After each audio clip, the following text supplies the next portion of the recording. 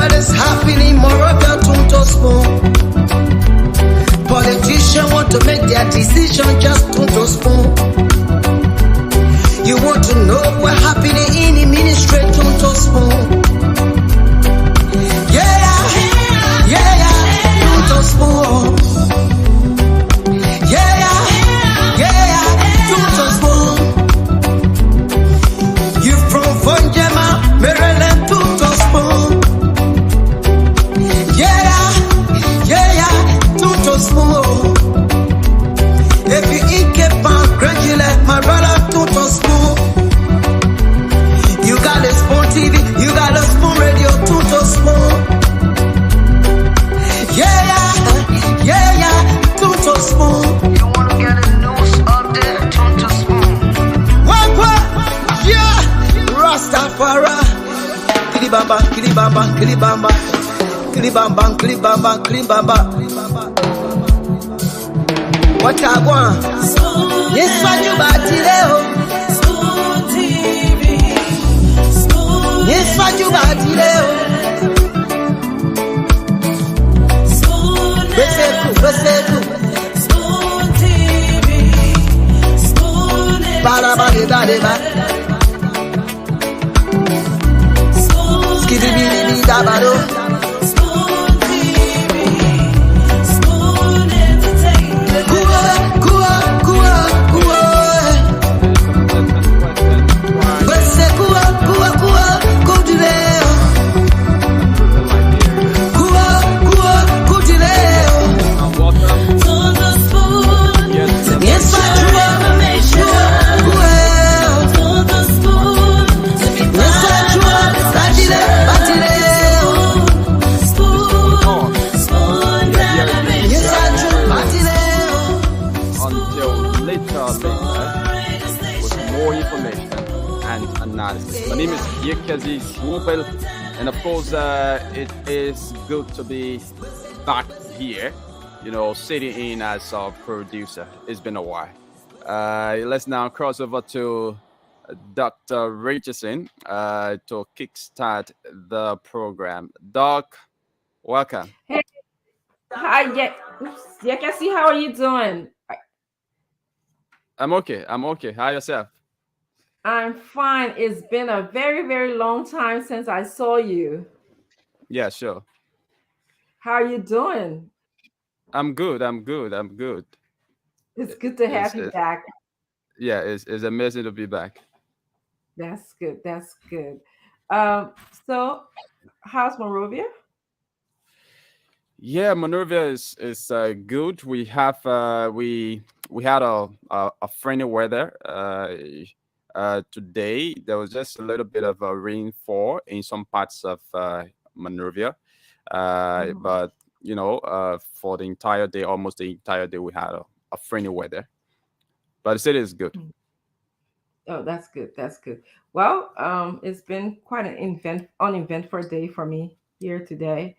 I started work this week, so I'm kind of tired because I had to leave my home to go to my job. But it was good. It's good to go back to work. At least I'm in the classroom impacting knowledge, impacting other students, imparting knowledge and impacting students. So I felt good. A little down today. I lost a very good friend of mine, but due to respect for the family, I'll hold some information. But I just kind of been in a cloudy day for me. So, but anyway, what are some of the trending issues going on in our country? Okay, I saw one of the trending issues in the country that I would like to make mention of has to do with the LAA, that is the Liberia Airport Authority. So, as you may know, of recent, there was this what appears to be a CCTV video footage of Ambassador Joseph Yuma Boaka, the standard bearer of the Unity Party. When he was departing the country, according to their state press statement, going for a 3 day a trip in the ECOWAS sub-region. Mhm. And that video has been like circulating on social media, and folks have been wondering, who released the video.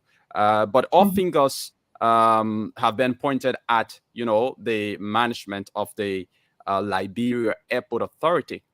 So since the speculations about linking the airport authority today, the management of the airport authority, came up clarifying that the CCTV video footage of Ambassador Joseph Yuma Bwaka of the Unity Party that Mhm. has been in circulation wasn't authorized or released by the airport authority or by the administration there of the airport, as it has been speculated in the public. The management, however, said it is investigating the matter, and that those who will be found culpable will be penalized in keeping with the policy of the airport. And they also, did apologize to Ambassador Joseph Bwaka in the Unity Party, for such incident. Yeah. So, and also today, some residents of District 11 have been Mhm. protesting. Yeah, they've Hmm. been protesting since day after one Thomas Numenin Toy, affectionately called Countryman, was denied from contesting in Montserrat County District 11 Mhm. by the Supreme Court, and he was denied on the basis of, still possessing dual citizenship. Okay, Mhm. so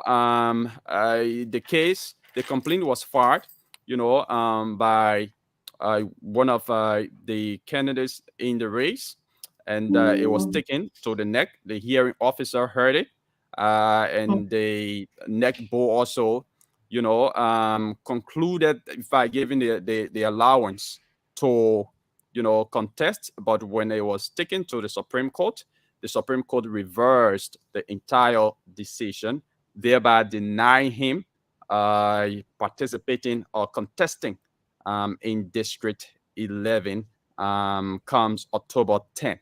So some of his supporters have been aggrieved, and so they have been protesting, calling on the attention of they said the people of Liberia.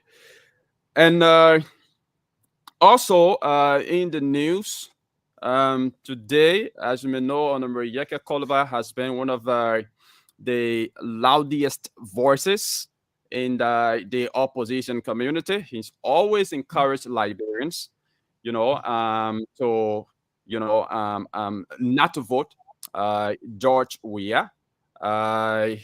He's always encouraging Liberians, to uh, uh, uh, Mhm. uh, vote members of the opposition communities. He was once a member of the ANC. I don't know whether he's still a member of the ANC, but sometimes we also see him with Ambassador Joseph Yuma Boakai. So, but unfortunately, someone who has been encouraging folks, to not to vote President George Weah, unfortunately, he's not been able to encourage his own chief of staff, who today, in a live podcast that we saw on social media, joined the CDC. So the chief of office staff of Honorable Yeka Koluba has joined the CDC, and he joined the CDC alongside other young stocks, several other young stars within District 10. So yeah, basically those are some of the trending happenings in the country. Wow, that is big news. The chief of staff of Honorable Koluba joined CDC. Yeah. Wow, I did hear him on social media very briefly. For verbalizing his opinion about the elections, and yeah, That's really interesting. Sad but interesting. Well, thank you, Yekasi, for updating us on the events that are happening in our country. I hope that the airport administration get to the bottom line of the CCTV saga. It's discouraging that your private information can be put out there, in as much as some people think that public figures do not have any privacy. But I think there's a boundary, there's a thin line between what we can put out there, or what a private person might want to put out there, versus what is also public information. I think there's a thin line between that. All right. Okay, I'm gonna move on. I saw Diamond somewhere. I don't know if you wanted to add to the conversation today. Diamond, are you here? Yes, I think he's Okay. he's he's he's, he's out of the live now. Probably he's facing some technical problem. Okay. All right. Well, Diamond, if you're listening, I know you probably have some challenges with the internet. Please feel free to come on and interrupt me whenever you can. I'm okay. I'm gonna go on just to welcome in some of our viewers today. I want to ask you, if you're just joining us, to please share the show. We are on the different stations. We are back on the radio. I'm very excited to announce that, because many of our followers, our viewers, they did their best to listen by buying, minutes for their devices, putting data in their devices, but it was still a little bit burdensome to them. So now that we're back on the radio, you can call a friend, share the show, sit down, listen, discuss some of the issues that we'll be talking about. You critically think about the issues. So join us by sharing the show, call a friend, tell a friend, and we appreciate you also participating in the comments section. Diamond, thank you for coming on. But you came with, you guys want to know what's going on you. Yeah, there's a feedback. Let me Yeah, reduce the volume of my receiver, my phone. Is that okay? much better. Yes, Okay. much better. So, do you want to add to the trending issues that are happening in Liberia? Yeah. I want to. Good afternoon to you, Dr. Richardson. Yagazi, How you doing? long time no see, Chief. I know, Great to right? see you. Good to see you as No, well. you disappear for us, to disappear to appear. Yeah, make it disappear and reappear. I Hmm. want to say happy new month to everybody as well. Today is September 1, the most amazing month of all of the months. Take Why? it to the Are bank. you And I are you love to born in say pre-birthday to everybody born in the month of September, including myself. We've waited for uh-huh. 8 months. Now it's our turn to celebrate and enjoy ourselves. But come to think about it, September reminds us that October is just next door, and campaign activities are heating up all across the country. As we speak right now, the president is seriously campaigning in Grand Bassa County, Buchanan City to be precise, under heavy downpour of rain. I've been in conversation with one of our Grand Bassa County contributors who have said the president did arrive in Buchanan very late due to other stops that he had made. Um, but my attention is to Cape Mount, Rubber Sports to be precise, where over 80 persons, 80 residents of the Crewtown community, when I was in Cape Mount, Rubber Sport, I visited the Crewtown community. Over 80 residents of that part, of Grand Cape Mount County have been made homeless due to Oh, flooding there, erosion, sea erosion, not flooding, but sea erosion. So the erosion wow. has eaten away, undermined their homes, and they are now seeking refuge in the Rabosport City Hall. That's where Wow. they will be in the meantime. So we're calling on the Disaster Management Agency, you know, other well-meaning institutions, including the Red Cross, and others, the government as well, to pay attention to those people and give them some sort of relief from their situation. Also, the issue of protest, the police arrested a number of individuals concerning protests in district number 11, similar story to what Yekezi Swube was talking about. And I just want to Mhm. lay my thoughts on the issue of the chief of office staff who joined the CDC. from the office of Honorable Yeke Koluba. It is within his rights to switch sides at any time he wishes to. But the question is, there's a twofold question. The first part goes to the CDC. How sure are they that he's not being planted as a mole, in their midst? That's the first question, because he has been loyal to Honorable Yeke Koluba throughout at the 19th hour, for him to join the CDC. To what extent is his intention? And I'm sure the folks from the CDC will also be asking themselves that particular question, whether he will be treated as an insider or he will be orchestrated to the outskirts where he would not be, given full access and all of that. And the question to Honorable Koluba too is, how sure is he that this fellow who joined the CDC at the 19th hour was not also a mole in his office that was releasing information, to the CDC as well on and about him.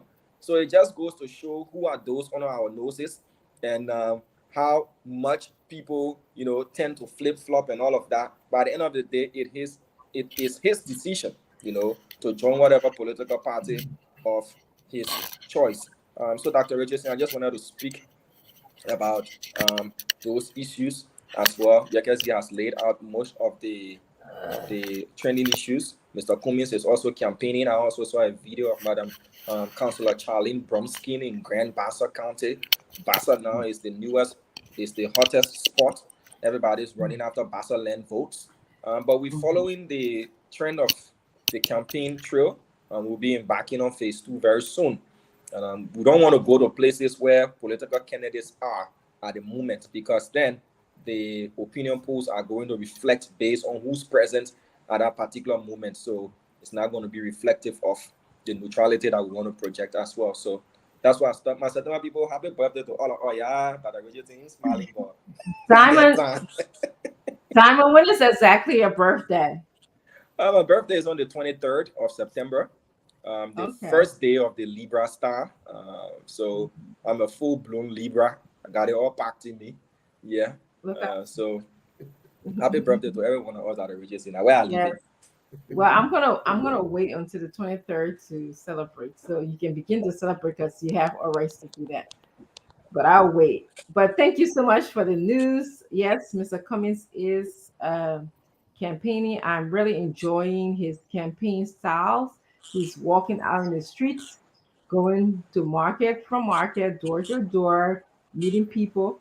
And I think that's what our candidates need to do. They too long they go sit in big fields talking, all their promises and stuff with people, and don't really get to feel the communities or the people that they serve. So I really appreciate that style of campaigning. I hope he continues to do that. I want to also welcome Mr. Jeru. I have not seen him for a while. He told me that he started school as well. So for those of you who are joining us, this is a testimony. Did you just catch that, Dr. Richardson? You caught what Mr. Gibson just did? He gave me the I said the peace sign.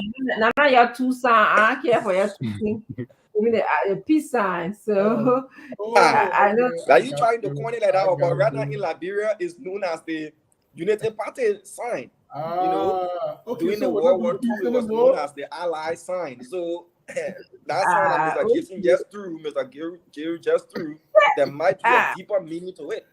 So we're not doing more peace. Okay.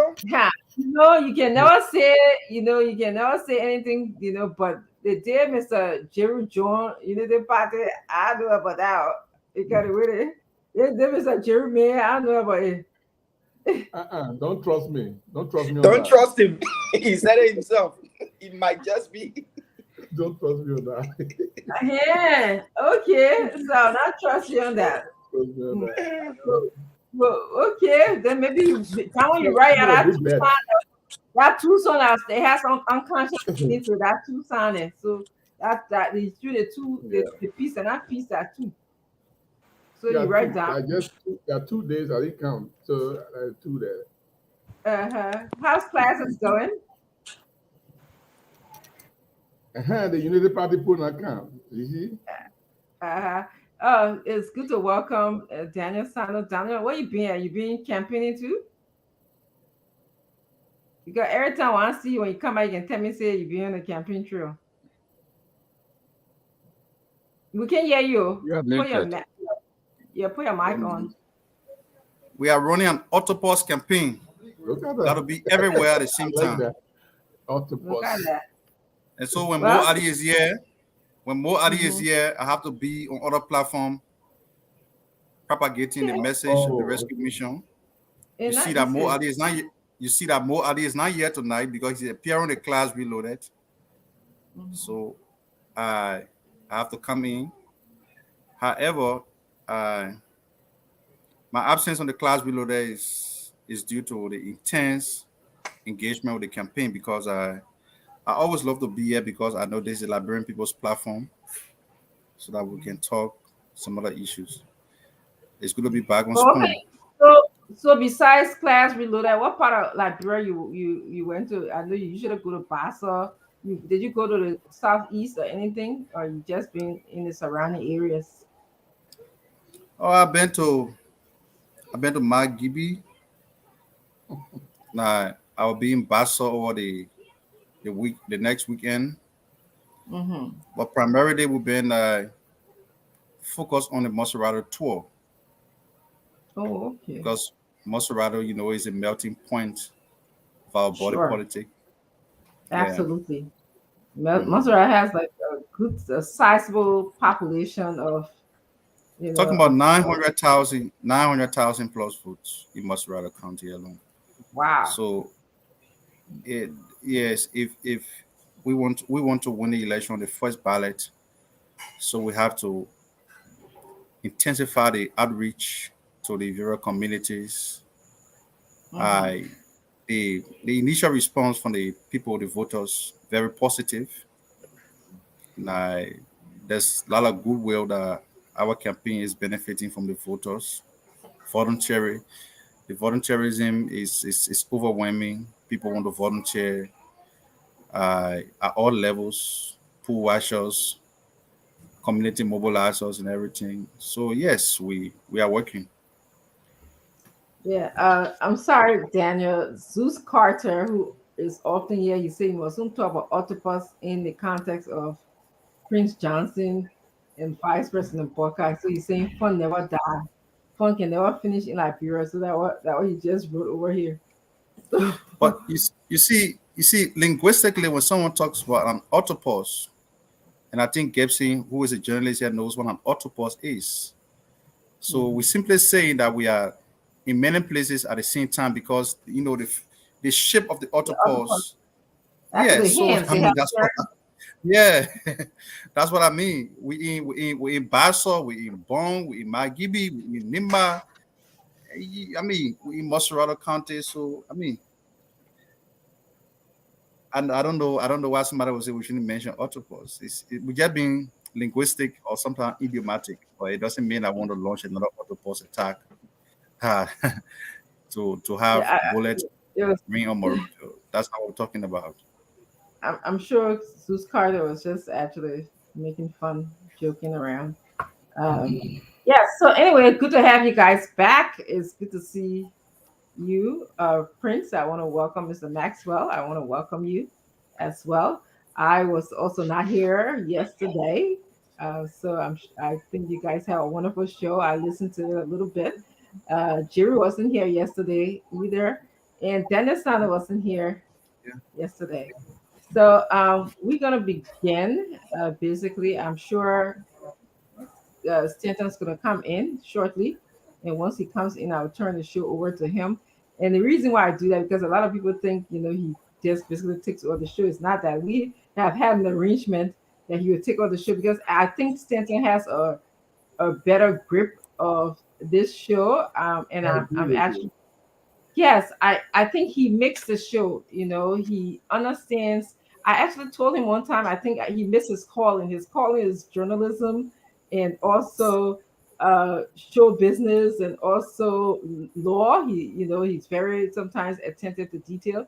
So I think, and my style is different. I'm a very classroom person. I like Yeah. to very order and organization is my point. I even if I'm hyper, it comes in a different way. So definitely when he comes over, I usually give the show over to him, and he enjoys it as well. So guys, bear with us when Steno comes in. He has a lot. He's coming with the salt and pepper, as Maxwell can say. He comes in with salt and pepper. But let me just briefly start. Is there anything on your mind? And let's start with just Jiru. Let's start with that order, and then go to Daniel Sando, and then to Maxwell, and then I'll tell you what's on my mind. Okay. You don't mind? I welcome a few people, then I give what on my mind. Yes, do that. I forgot to do that. Do that. Emin Hammond says, following live this evening from Cat City, and with 39 days to election, let's keep the pace. Marie Kether says, Yeke said he does not know that individual, and that if he can provide evidence that he was working for him, Yeke will drop out of the race. That's a very, very daring comment from Yeke. That's fine. And Sharon Mahamdi says, when is your birthday? That's going to Diamond there. Dorothy Aid Havasey watching from Drexel Hill, Pennsylvania. Eric McMinney is watching, and Vera S.W. Wallace said, happy birthday, Diamond. Thank you.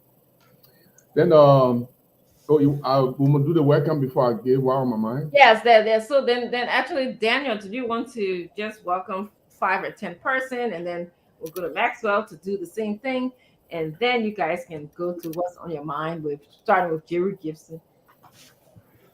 Gibson Jerry. Okay, so let me just welcome a few person. I see Jompulu Dolo, Clarence S. Davis, watching from Chicago, Illinois. Oh, Isaac O. Jones, watching from Johnsonville, Pepperwood Town. That's my own area. Okay, Stanley B. Brown, following from Zweju, Melvin Blagey. I joined you from Ganta City, Nima County. Good evening, my great people of Spoon Talk. That JMB and JKK with Trust come October 10. Edward Bender. Hello. Kafia Yama, DS, what's up? Finda Linda. Daniel Choshen Draper. Okay. Abel and Momo. Charles Yonkon, Great Manko, Otello Yene. We are here. Prince Bay, good afternoon to all. Again, Otello Yene. William Tier, William Tike Cole, Seko Talata Mohammed Sharif, watching from Banjo, Lower Virginia. A very large portion of District 17 needs electricity, paved community roads, and healthcare centers. James Galakpai, good evening. I'm watching from Lokintown, Bushra, Aslan. Prince H. Cooper, watching from Habel. Mediba Roland Kwe, I'm watching from Lofa at the Liberian United to elect Bwaka Lutep office. J. Benedict Kolosonda, I'm following from Binance UAE Dubai. Richard Gondo, Liberian People Brave Show.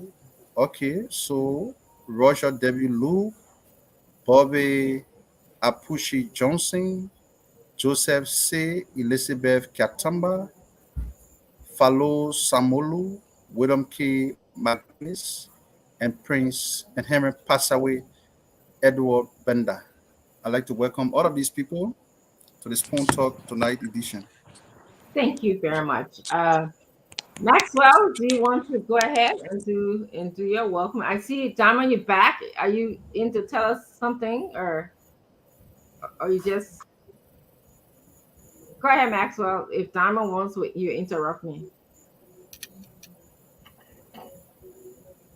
Well, what's on my mind today? Well, first and foremost, I would just like to say welcome to everybody. Usually, like I said before, I like to go with the system of looking at the diaspora instead of just calling names, because there are a lot of diaspora audience here and a lot of people here. But today I'll just try to go to talk to those that are in uh, various areas in Liberia, including um, Monrovia. So I will just start with those that are in Lokentown. Welcome. If you are here and you live in Lokentown, welcome to the Spoon TV. If you are in Nuku Town, Clara Town, Zono Town, the entire Bushroy Island, Mhm. um, Monrovia, those that are in the Monrovia vicinity, welcome. Those that are in the Syncor vicinity that's watching today, welcome. To those in Lofa, to those in Nimba, Maryland, River G, Grand Jida, Grand Bassa, Sino, Grand Crew, Grand Cape Mount, Bapulu, Bong, Bomi, Maigibi. If you are there and you are part of the show today, welcome, because I know there are so many people that are listening to the show by radio and they are unable to call. So I'm just using this opportunity to just speak to you. Welcome to the show, since you cannot post and comment like the others that are doing today. Also, what's on my mind, I would like to just tell Liberian people, especially all the youth of Liberia. Yeah, Maxwell, yeah. we're gonna go back to Jeru to tell us, and then we'll go back to Janice. Yeah, yeah. So are you done with your welcoming? Okay. Diamond, did you want to tell us anything, or did you want to help us welcome? Yeah, Dr. Richardson, I want to say welcome to the folks listening to us via Trust FM there in Bomi County, Trust FM 88.7 in Bajaket, Bomi County. We've been receiving a lot of positive feedbacks from those listening to us there in Bomi, Bapulu, and some parts of Cape Mount County. I just want you to give me a minute, please, or else I'll be held in contempt. Um, this is the biggest platform in Liberia, hands down, whether you like it or not. That's the fact. And as a member of the September Association, we are reaching out to all of our September born to join our organization. It's called September Association. So if you want to join, you can reach out to me on Facebook and just send me a message on Facebook Messenger, and we'll definitely add you to our group. We're into charity, we're into positive things, and we're also into the entertainment and chilling aspect as well. But we are a closely knitted group, and we want to do our best for Liberia in our own way as people born in September, very good people born in September. So if you want to join the association, you can just hit me up on Messenger, and I'll link you with those who are in charge of that as well. Dr. Richardson, just to conclude on what's happening in the country, you asked, I've been back and forth trying to get information as well. So Mayor Honorable Koluba has said that he does not know the gentleman who just pledged his support to the CDC, that is purportedly his chief of office staff. He has said if this can be proven or any shred of documents can be shown that this guy was actually his chief of office staff, he, Yega Koluba, is going to resign as district representative of Montserrado County, district number 10. So he has said he's going to resign if evidence can be shown that this guy is actually, his chief of staff as well. So I just thought to add that. So you can just join us. Just send me the message on Messenger. Eddie is asking where is the September Association located. So just let us know. We'll put you in the good. I really just say thank you for your time. I'm paying for that particular announcement. It's part of my privileges. The CEO will take it up with you. And you know, huh? We're talking. We're talking. Yeah, and you know how you can be. You'll take it up with What's you. done is done, Dr. Richardson. Yeah. So I'm gonna just join my colleagues to welcome some of you in no particular order. So don't accuse me of welcoming certain people or not welcoming certain people. But I'm gonna welcome Emmanuel Wayne. Emmanuel is from Burrowville, Liberia. Prince Katuli, welcome to the show. Stephen Basa is from Patala, Bon County. Thank you, Stephen, for joining us. And I want to say hello to all of you who are in Patala, Bon County. Edwin J. Cabo is here as well. Thank you for joining us. Mike Freeman is here.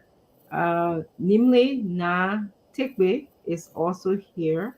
Mi Paka is here. She says, welcome back, doctor. Thank you very much, Mimi. And Etienne Brown is also here. All of a sudden, this stuff is going so fast for me right now. Patrick Smith is here. You see what you started, Diamond? All the people who born in September are now putting their birthday here. I want to say again, happy birthday to all of those who are born in September. Patrick Davis is also here. Francis Cole is here. Perry Tia City is from Disco Hill RIA Highway. Anita Bondor is also here. Maroni is watching. James Davis is here. Samuel Roberts is here from Bedford. Let me see where Samuel. This one thing went so fast, Samuel. Let me just see. From Bedford, West Yorkshire. Wellington Weir is also here. Elizabeth Joy Franklin says she's here. Benjamin Thomas is from Oro Gatetown. Thank you for joining us. Byron Taylor is also watching from Providence, Rhode Island. Leo Don is here. Jeff P. Walker is here from Baptist Seminary area. Thomas Parker is here. Thomas says, Dr. Richardson, you are beautiful and blessed. Thank you very much, Thomas. Thank you for the blessing. So we're going to stop here, and then we're going to go back to Mr. Jeru and ask him about what's on his mind. Oh, Stanton is here. Stanton, we just finished. I just finished telling all my people there, hello, my family people there. Yeah, I was waiting for you. I was in the back. I was waiting for you. Maxwell talked about a political leader. Daniel Sander, I don't know where have he been. He been with Yombly. They've been up and down. So he been off for a while. Mm-hmm. I heard Gibson for the past 3 days. He been out. Since people put more on him. 2 weeks he been out. Since his political leader came. And the political leader say everybody on set older than him. Oh. He was born 1981. So it embarrassed Gibson, and Gibson left. Oh. And that really embarrassed Gibson. And Gibson left. The man said that he didn't know when he was born. There's an article out there where he said he couldn't recall his. The political leader said he was born 1981 on this show. Okay. Yeah, I'm not that's what he said. Okay. I don't know. He was born 1981, but I will leave that one with the good old folks. So it made Clarence Moloba older than him. But he's a VP Kennedy anyway. Yeah, but he's a political leader. VP Kennedy is a political leader, right? Yeah, he is. Am I making a mistake? The VP say he doesn't know when you are born. No, document. We have that document from Wisconsin. He told the white people, "You're bringing me to America. I ain't get no man, no pa. I know when I was born." Look, I said it to you, Daniel. And they brought him to America, and he told the people, say he didn't remember his name, but he using Uri. Listen, it's not me. It's not me, folks. Dr. Richardson, can you please put that in the chat room? I want I'm not in the chat room, so I wouldn't be able to Dr. see it. Richardson, can you send it? Let me send it to Daniel. We do not put a part-time people in the chat room. Okay? We put someone who is regular on the show in the chat room. Let me ask Daniel Prince, to be frank. What Yombly doing in Montserrat? I thought Yombly supposed to be in Grand Bassa campaigning. Yombly refused to be in Grand Bassa. Is Yombly the second vice president of Joseph Boakai? How many vice presidential candidates? We got that Gibson telling me this thing. So let me finish. Is Yombly the second vice presidential candidate of Joseph Boakai, or she a rescue mother? Prince told me why Yombly is in Montserrat, she should be in Grand Bassa campaigning. I said, Prince, I don't know. Then Gibson said, my man, but is she the second vice presidential candidate to Joseph Boakai? Because on your board, right? Prince, am I kidding? You got Joseph Boakai, Jeremiah Kuhn, and Yombly Kanga Lawrence. We need to ask Prince Johnson. That's on the organizational chart. It's all over. Joseph Boakai.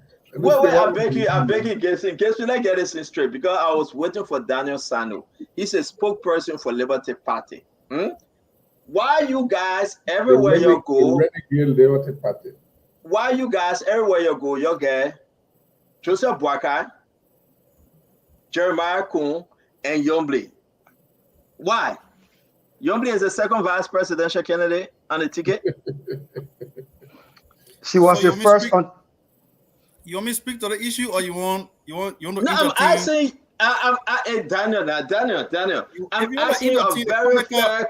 Daniel, it's not comical. It's not entertainment. It's question. Let's be fair. You want me to respond to this thing? Jason posed the question to me, and I don't know the answer. I say I will wait for Daniel Sano to answer us. Gibson said Prince Moyi is in Bon County. Jeremiah Kuhn is in Nimba. James Barney is in Maryland.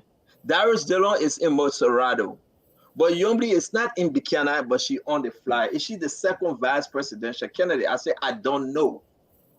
So help us understand. I beg you, Daniel, help us understand. I would have thought not to respond to NSH comical observation. But there are people who are listening, who are interested. Don't respond to Gibson asking a fair question. Isn't it a fair question, Daniel? The rescue Daniel, it's not comical. Can I speak to this thing? Daniel Sano is not comical. Daniel Sano, DOS. Isn't it a fair question? So let me respond to this fair question now. But you say it's comical. I'm waiting for you. It's fair, but it's also comical, because anybody who follows the campaign that we're running will tell you that Yombly Kanga Lawrence has been squarely focused on expounding the representation of our campaign in the Bassa Belt, and that goes beyond Grand Bassa County. We're talking about Lower Margibi. Yes. River says, yeah. Grand Bassa as a whole. She's been there. Where was Ambassador Boakai last week? You're You tell us. In Electoral District number 5, Grand Bassa County. Who took him there? Do not interrupt the man. Let the man answer. You ask a fair question. Let him answer, please. Go ahead, Daniel. Who took Ambassador Boakai there? The rescue mother. The only reason why Senator Lawrence spent the last 1 week in town is because of the reconvening of the Liberian Senate. Of course, she had to be in town as one of the floor fighters, because there were a lot of issues that we understand. So I think you're good now. I think Daniel understand. I mean, Gibson understood exactly. So let me just give you an itinerary. Let me just give you an itinerary. No, we're not there yet. We're not there yet. Thank you. Today, after Daniel Sano,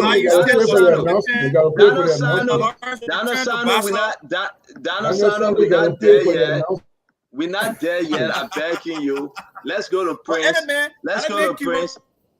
No, we're not there yet. Give Gibson the chance. Gibson will come by Prince. I think it was a fair question, but Daniel did well, though. He answered the question. The reason why Yombly is not in Grand Bassa County. Do not talk to us about Clarence Mulba. We have time to discuss Clarence. But I think, to me, I'm asking you, my brother Prince, a wicked dude like you. I know you're a very wicked Prince. So be fair to Daniel Sano tonight. Was Gibson question a comical question, Prince? I don't think Gibson, Big Brother Gibson question was comical, but that's just a side issue. We know fully well that the Unity Party and the Liberty Party people, they have a skillful way of trying to avoid all the necessary concerns of the Liberian people. We know fully well right now there's a recording out there, but done by Prince Ward Johnson, who has been very factual in his coup d'etat,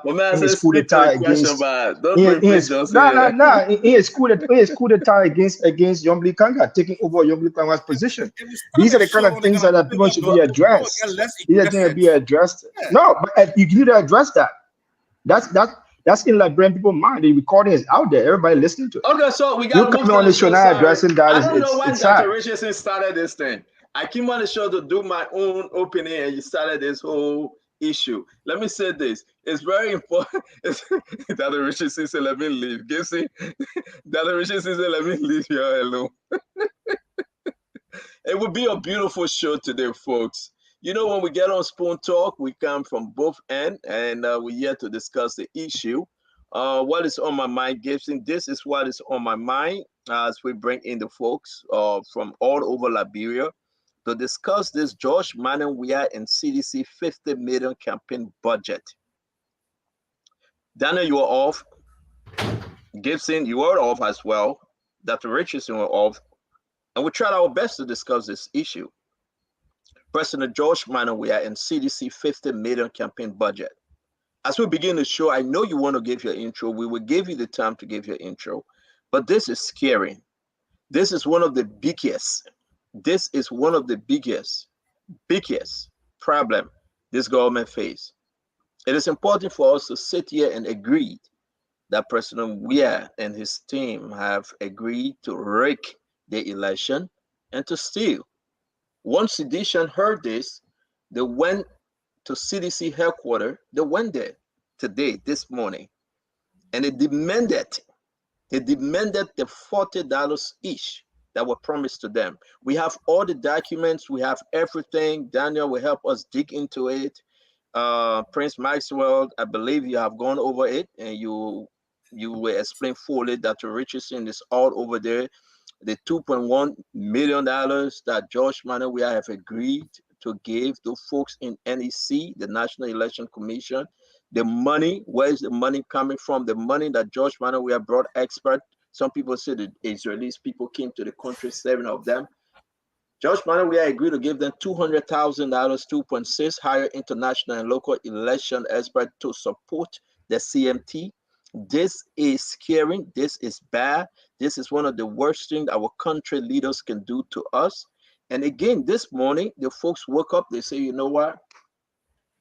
We're going to go to the CDC headquarters. So let's play some video from my end, and we'll give you guys a chance to speak. The first clip here, we have the full clip from CDC headquarters. People blaming how you call him, Moba Molu, and say he sent this clip to us. Moba Molu didn't send me any clip, Prince Maxwell. Again, I cannot give the sources of who sent us these documents, but there's a tension in the camp of CDC. Even the CDC Youth and Auxiliary Group demanding the money. Let's play some of the video as we begin the program. Let's play some of them.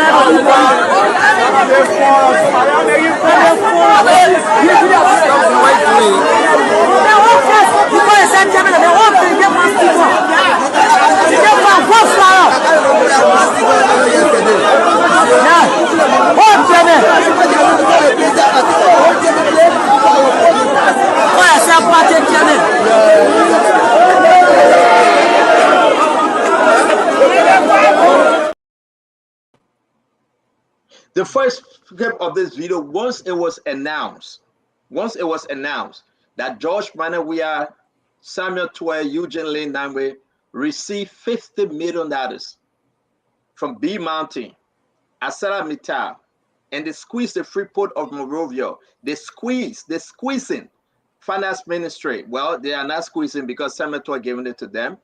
Now there's a problem.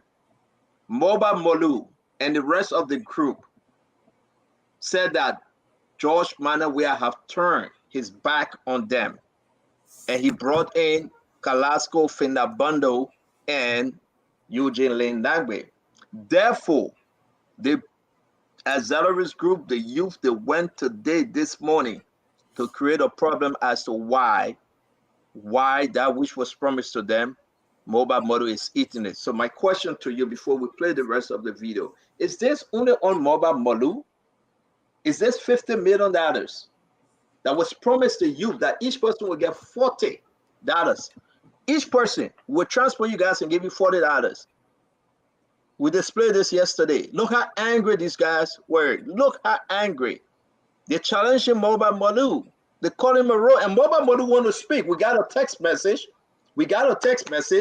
Again from the CDC chat room. We will reveal the text message to you guys. Mobile Malu is angry. We got a text message from the CDC chat room. They cannot close their chat room down because they don't know I'm invisible in the chat room. They are angrily walking, talking, and putting this blame on George. We are Mobile Malu say I will speak. This must stop. We will play the other video. We're bringing you guys to give. I'll play the second one. We'll keep the last one for later. Everybody go get power. What did you do? Well, what they want?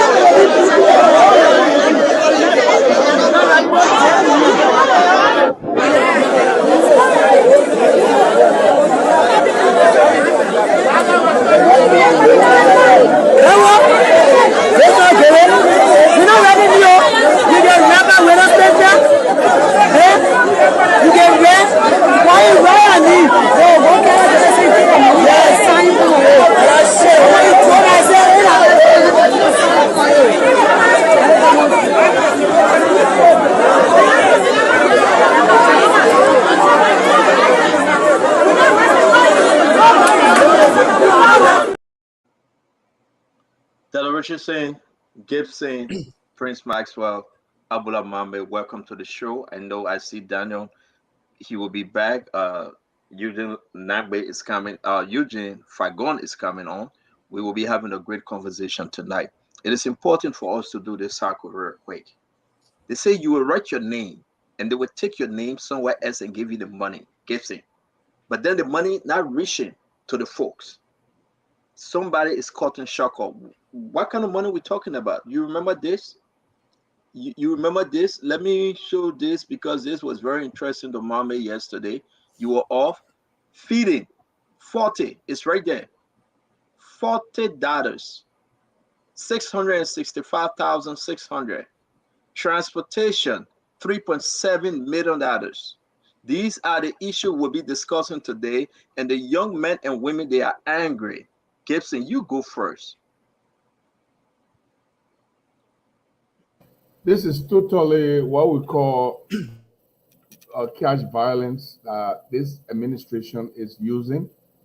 We are very much aware that if you are losing steam, if your popularity is dwindling, if people are booing you on your campaign trail, if people are boycotting your campaign, if you have to ferry some thousands of people in 5 buses to your campaign site just to impress people that you have so much followers, then we are very much aware that you will have to use cash violence to think that you can convince the people.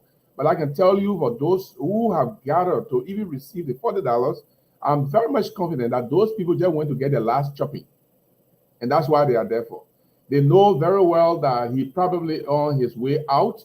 And since he got the money, let's go get our chopping. And then we vote against him. Some of the people who are receiving the money could be supporters of the various parties. But they are just going there to chop. And they are not in his favor. And Joshua is going to get a rude awakening on October 10th because the reality is going to stare right into his face that his popularity, the trust and confidence that were reposed in him by the Liberian people has been taken away. The people no longer trust him. The people are now yearning for new leadership that will change the trajectory of our country from this reckless, corrupt practices in this government, the reckless, wanton killing of people, the reckless disregard to rule of law, the reckless disregard to the feelings and the aspiration of the Liberian people, the reckless disregard to the youth, lying to the international community, asking them for money when they gave you the money, then you eat the money in the name of the people will call youth in challenging circumstances. This is just too much. Thank you. So cash violence is not going to work this time. It sometimes worked, but at this time, it's shocking. Thank you. It's shocking to see. Yeah. It's shocking to see that we are having even this conversation from the CDC camp. Dr. Richardson, you are watching the video. These young men and women, they careless. They're fearless. They are saying that we want our money. You promised us. But my issue is that why Mobile Modu? Maybe somebody will help us. Why Mobile Modu? Mobile Modu is not on the campaign team directly. This is Eugene Lane Nambe. This is Finda Bondo. This is how you call him, Kalasco, and the rest of them. But they are going after Mobile Modu. They are on the CDC. And I know Daniel just can't wait to address this because they're on the CDC grant, the cotton tree, or what kind of tree, sycamore tree it is. And they're saying that we want our money. You lied to us, Josh Manawia. You took $50 million, collected from B Mountain, collected from Asela Mita, collected from Freeport, you collected from Jetty. 50 million, George Weah and CDC 50 million campaign budget to steal the election. Talk to us, Dr. Richardson. You got to unmute, Doctor. Thank you. I'm so used to talking, so I try to mute myself. I want to hold all of the persons that you call responsible, from George Weah down to Finda Bondo, down to Chairman Molu, and whoever else you called. They are all responsible. This is illegal, immoral, and unethical. Let's talk about the illegal part first. This is money that was stolen from the Liberian people that they're trying to give back to the Liberian people. This is cash violence. This is pay for play, and this is what makes it illegal. Molu is responsible because I understand that he has a network of bringing these young people into the CDC. He goes out there and speaks to them and convinces them to be a member of this party. So he has a part to play. And I would strongly tell those young people, please start voting for Liberia. Don't vote for no $40. If you want, take the $40 because it's yours. They're going to steal it and do something else with it anyways. So, but please keep in mind that we want a better Liberia. Vote for Liberia where the healthcare system will be better than what it is today. Vote for Liberia where the education system will give you something for tomorrow, at least some knowledge for tomorrow. Vote for that when you graduate from high school or college or vocational school, that you have a job. But I think all of those people who took the Liberian people money for campaign business, they are responsible. Thank you very much. Richardson, let me bring in Prince Maxwell. Prince O, can you talk to us? Yes, Stanton, this is not new. I mean, it's clear that the Liberian people confidence and public trust in the Weah Samuel Twe regime is now chakla. We know that.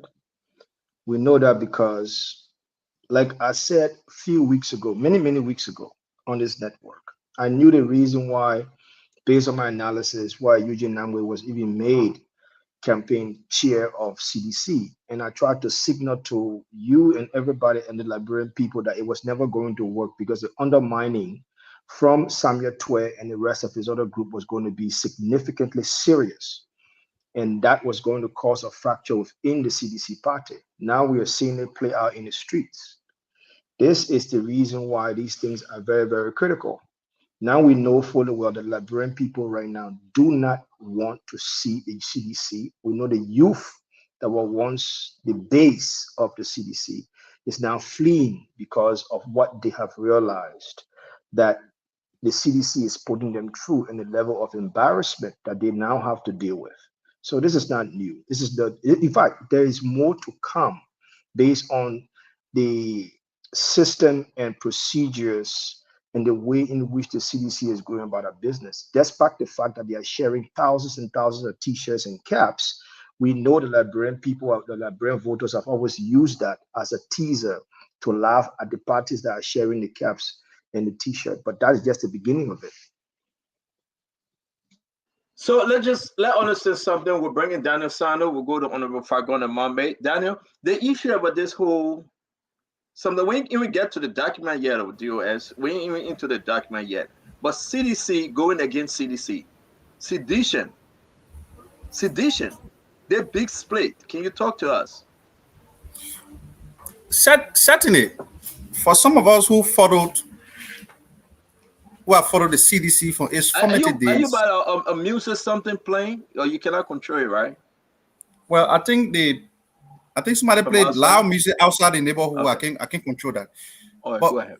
For some of us who have followed the CDC from its formative days in 2000, 2004, 2005 up to present, we know that there are certain faces who have carried the cross, paid the price for the CDC liberation struggle to power. And in as much as those people were sidelined after George Weah became president, we knew that problem was closing in. And so the in-house fight, the bickering over this campaign money is clearly because there are one group of people in the CDC that have been marginalized for the last 5 years, 8 months since Weah became president. And these people now see the campaign money as an opportunity to benefit from their struggle. On the other hand, that group of people are being encountered by the likes of Eugene Namwe and others who were brought on board to ensure that Mr. Weah wins the election. Right now in the CDC, there are two fractions. There are people who are loyal to the government and they do not care what manner and form in which a party is treated. Equally so, there's another group of people that are loyal to Molu and they see themselves beyond the government. And so that group encompasses young and energetic militants who have not gotten the opportunity to serve in government, but they are loyal to their institution. So this fight was expected from the beginning because we knew in as much as we had decided to sideline the likes of Molu and others who made able representation for the CDC through opposition, we knew problem were coming in. So it's not surprising. People are not sure that Weah is going to win the election. I agree with Gibson. And so they wouldn't want to spend the campaign money as it was appropriated. Suppose we not win, how will we survive? So they are holding on to this money. So regardless of the size of that budget, bulk of that money is going to be stolen by people who are on a campaign. And I had a conversation with somebody on my birthday, and the person said that Mr. Weah knows that he's not going to be elected, but he's going to appoint Eugene Namwe as campaign chairman to take hold of the campaign money. And I initially doubted what that person told me on June 6th. But then when Mr. Weah appointed Eugene Namwe against the wishes of the likes of Koji, Moba Molu, Thomas Farah, I got to believe that there was some iota or truth in what the person was telling me. So yes, for some of us who know what the CDC is, we have long predicted this fight. It's an in-house fight that is going to distract them along the way, and that's why they're going to be defeated on October 10th. Because Molu is not going to give in to someone like Eugene Namwe, who many people in CDC consider to be a traitor. Eugene Namwe was Secretary General of the CDC in 2011. He betrayed the CDC, went over to the Unity Party. What is he even doing in CDC today? Let's assume that George Weah want to accommodate people in government because he's president of the country. But that cannot be to the extent to which you want to name this man your campaign chairman against the wishes of those who have protected you, who have upheld the values of this party. I think it is wrong. Thank you. So they're going to keep fighting over the money. Yeah, and thank you very much, DOS. Thank you very much. Let me bring in the Honorable Eugene Fagon. Eugene, this clip this morning is of over 5 minutes. Folks just get pieces here and there, but we're going to play it all. But the young men and women, they are angry. They are under the sycamore tree demanding the money. hitting Mobile Model very hard. I got a message from Mobile Model. I got a text from Mobile Model. Mobile Model says something that was so profound. Let me say it before you speak, Honorable Nagbe. Mobile Model said, I know the president, he doesn't like me. I know the president is mad since that recording, but I'm doing this for the institution. Mobile Model said, I know I can leave CDC today, but I'm hanging on because of the institution. And now everything is going back to Mobile Model, that he has no control over this $50 million, but the youth trying to strangulate him. And here we are, Honorable Falcon. You are former sedation. You know how the operation goes out in CDC. You know very well how these people operate. But the money issue now, they either hurt, kill Mobile Model, a poor man sitting down, what Josh Manor, we are Eugene Lane Nangbe, Fina Bondo, Kalasco, they all control the money. Come in, my brother, and speak to Liberians tonight. First of all, greetings to everyone on the panel. Greetings to the peace-loving people of Liberia. And for those who may not have seen me on the trail for the last 2 days, I think you can see I'm so tired. It's been a 3-day tough job, but we're back. I'm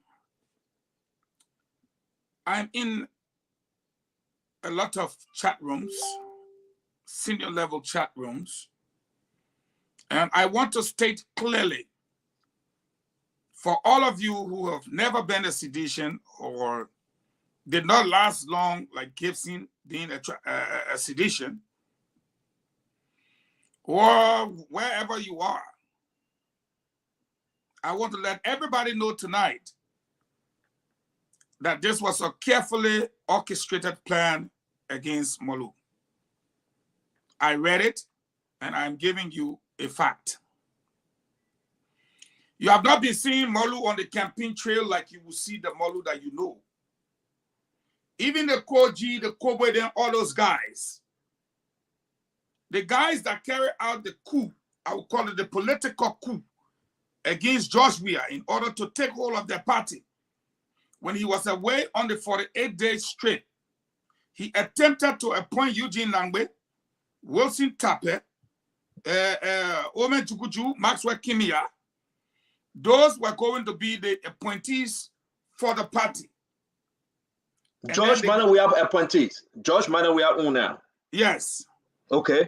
And the guys on the ground decided that no, you can't take our party away from us and give it to Eugene Nangbe. Then it's not going to happen. They are not seditions. And if you recall, whilst George Weah was away, I'm sure Gibson knows this story, the guys proceeded to have their thing and they elected all the people quick. George Weah only came and met the structure on the ground. And he swore to anything secret that I will never deal with you as a team. It will never happen. And George Weah is very vindictive like that. Now, he put the guys aside. He appointed Eugene Nangbe. Then you had Israel Akinsanya, and then Kanyo Babala. All of these people were traitors who walk away. So he brought this new team in. So as I went through the place this day before yesterday, I was reading from a deep chat room, which we call the upper room. They removed him from that chat room. You would not believe it. Mobile Malu is removed from that chat room. He's not in that chat room. So they said that in the chat room, they concocted that the man needs to be removed. I'm not sure, but Malu had made a comment recently, or is alleged to have made a comment, that if they don't do certain things with him, he will begin to leak things. You who on the ground, Daniel Sando, I think you may have heard that. So they immediately removed him from the chat room, and you will not believe the mastermind behind the plot. All those people you see over there, few of them are agitators. They said they were going to get some beginning when he go to the office, try to storm his office, and then they will confirm to the people that they are giving Molu the money. Truth be told, the first time they should have had this problem was they promised every aspirant on their ticket 15 grand. When the people went to collect the money from Baptist, I shouldn't say Baptist Seminary, ABC, but it's at Baptist Seminary. Some of the guys here know what I'm talking about. They did not give them 15,000. They told them you can't check the money in the presence of the chief. Joe, we were there. Each person that came, they put the money in the envelope. You can't check the money in the presence of the chief. You can't check the money. Most of the people that walk away from that Stanton, they walk away from with 1G file and 2G. That was the money that was in the envelope. The noise were in the chat room. I have been quiet for a long time. But they said the people get a balance money. Now, last week, Judge Bia issued what I would call an order that all ministers, 5G, CDC ministers is what he said, 5G, deputy minister, 4G, assistant minister, 3G, they must contribute to the campaign because they benefited from the party. It has been a hula baloo, a hulu hulu in the chat room. So they pay some beginner to go and storm Molu's office. The pretext that it was Molu that had been spending the money. No, Stanton. Finabono is in charge of the campaign finances, not the party money. Eugene Nangbe is the chairman. Israel Akinsanya is operation. Kanyo Bagbala is media that had it operating. And for that, Molu has no control. Koji goes directly to the president for what he wants. Thomas Fala has been operating on himself. The other people, everybody doing things for themselves. Molu has been left ostracized. And I will read this. I want to confirm before you conclude, and you can conclude on this, Fagon. Let me read this real quick. Folks, I think you're saying it. CDC Party Chairman Mobile Molu promises to release CDC dealings to the public of President George where we are. Continue to entrust Eugene Lin Nangbe with the campaign funds. Exactly what you're saying. This thing coming from the chat room. I have a lot of messages from the chat room. According to multiple sources, Molu took the complaint to the party Secretary General Major Jefferson Koji year after Koji went to the president so as to ask him to put Molu in charge. But the president angrily asked Koji to leave his face or the security will walk him out. Fagon, I want to say you something. You are in those chat rooms. I want you to confirm before I post it. This is a very, very bad sign for George Manawia. But now you are telling us those groups that went under the sycamore tree were planted today. Continue, my brother. I serve as senior strategist. You can ask Donna Senior, you ask Pisota, senior strategist, as well as senior communications officer within the campaign, 2017. So most of the chat rooms we created, they cannot find me because Johnny just had all kind of number before I got my last number. So the numbers are operated on in the chat room, they will never find it.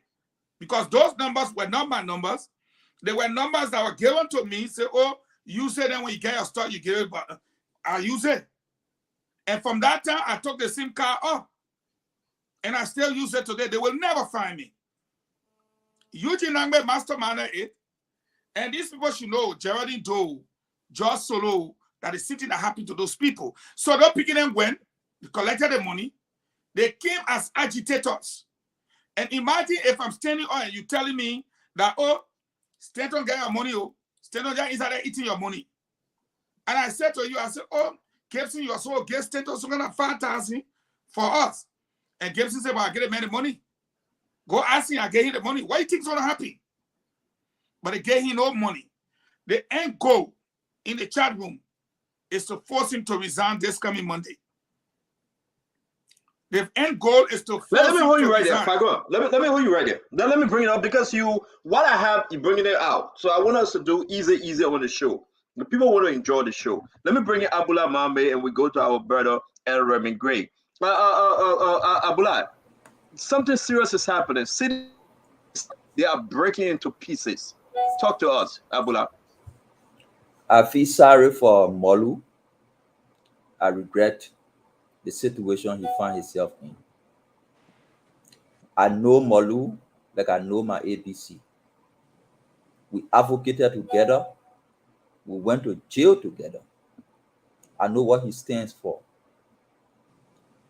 George Weah action against Molu is not only because of the recording that came up. It's a long story we wouldn't talk here. But what I can say, Molu started struggling with George Weah even before the recording could come up. As a matter of fact, the recording came up as a result of the struggle he had with George Weah. Presto Pot! Presto Pot! Go ahead! Presto Pot! Don't be scared, man. Talk it. Presto Pot! Fagon can go ahead. Fagon, like I said, Molu and myself have a very good relationship, you know, up to today. But I wouldn't go into that details. Other people who know it can say what they know, but I wouldn't go into that detail. There are certain things we can't talk here, but I know. So what I was saying is that relationship broke ever since before the recording. George Weah action, recent action now against Molu is the removing as chairman of the party. That is the motive. The same strategy, unfortunately, George Weah used Molu and other people to get out Geraldine Doe-Sherry, to get out all the other party chairmen, to even get out Winston Totman. It was Molu who issued the press statement, expelled Winston Totman, and deleted his name from the party database and said he would never exist. The same strategy they use is the same strategy they're using on Molu today to get him out. My regret and sorrow for Molu is that he is an institutional Damo, person. you didn't upload all my stuff, man, Damo. He is an institutional person. He presents himself as somebody who is holding the base of the party. Weah is arguing that nobody is holding the base of the party. CDC is him, and he is CDC. When people take the argument to Weah that, oh no, you can't do this to Molu because Molu holding the base, Molu holding a different structure. Weah is arguing that I made CDC. Nobody in CDC can boast of holding the base for me. That's the reason why when he goes to the different county where county structures are established, you don't see county party chairman or other officials on the platform. Because those county officials are reporting to Molu. He goes Grand Bassa, Bapolu, Bomi, Cape Mount. The only people you see on the platform are the people he takes from Monrovia and carry and place on the platform. They don't introduce the leadership of the party on the ground are doing the work because he doesn't want to work with them. He has something to prove that no other person can make him win beside himself. It's about ego. So let's see how it plays out. Whether he can make himself president again without the people who made him president before. Let's see how it plays out. But I regret and feel sorry for Molu. Thank you very much, Abula. Thank you very much. Remy, Eddie, why Molu? Why this time the president want to get rid of Molu? I'm getting a lot of information from folks that Fagon in these guys in camp.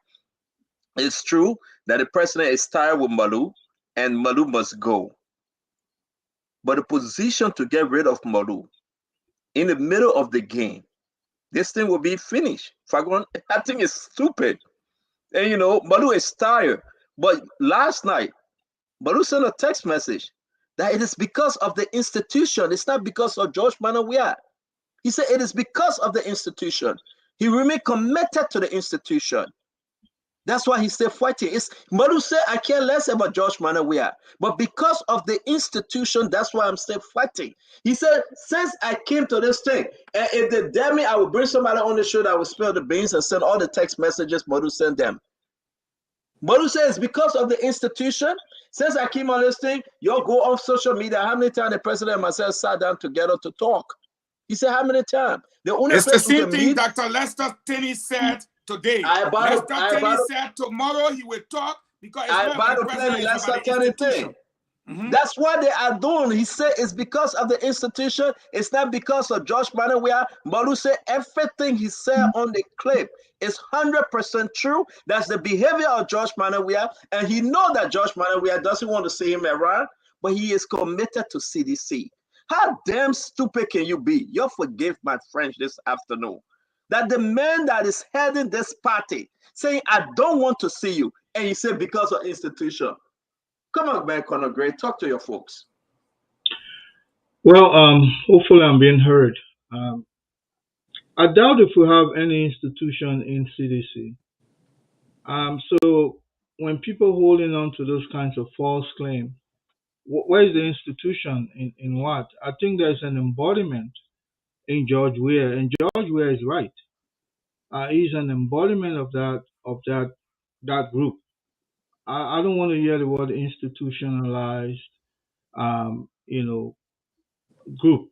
They're not institutionalized. Otherwise, you can go grab people like who have no root in the party to make them head of the party. But what is going on with the CDC is just the wrong time. The last thing you want to do as a general or maybe as a commander is when you're prosecuting a war, you start fighting with your you know your commanders. Definitely you're going to lose the war. But God is working here for us. This group of folks who came on us, it's God Himself is going within their ranks and file to get rid of them, and they will go. But it's not strange what is happening in CDC. It happens to all political organizations. You go in the UP right now, they got their own there. You go in the ANC or CPP, they got their own. Liberty Party, they got their own. But it's just that for the CDC, this is bad. And Morva Molu must not pretend like he's going to survive this. He's not going to survive it. The George Weah will have his will. George Weah does not see anything black and white by himself. So he has to taste the dose of this medicine so that he can understand that, look, people help you to come to power, you have to be grateful to them. And lots of people are angry with him. And for me, I like it. I want more people to be angry with him because that guy must go. That whole thing called CDC must just get vanquished from our side because you know what? They have not benefited anybody, let alone the country.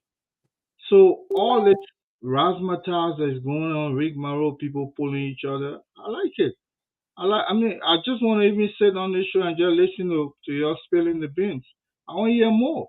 Matter of fact, they should go. They should have gone, 5 years ago.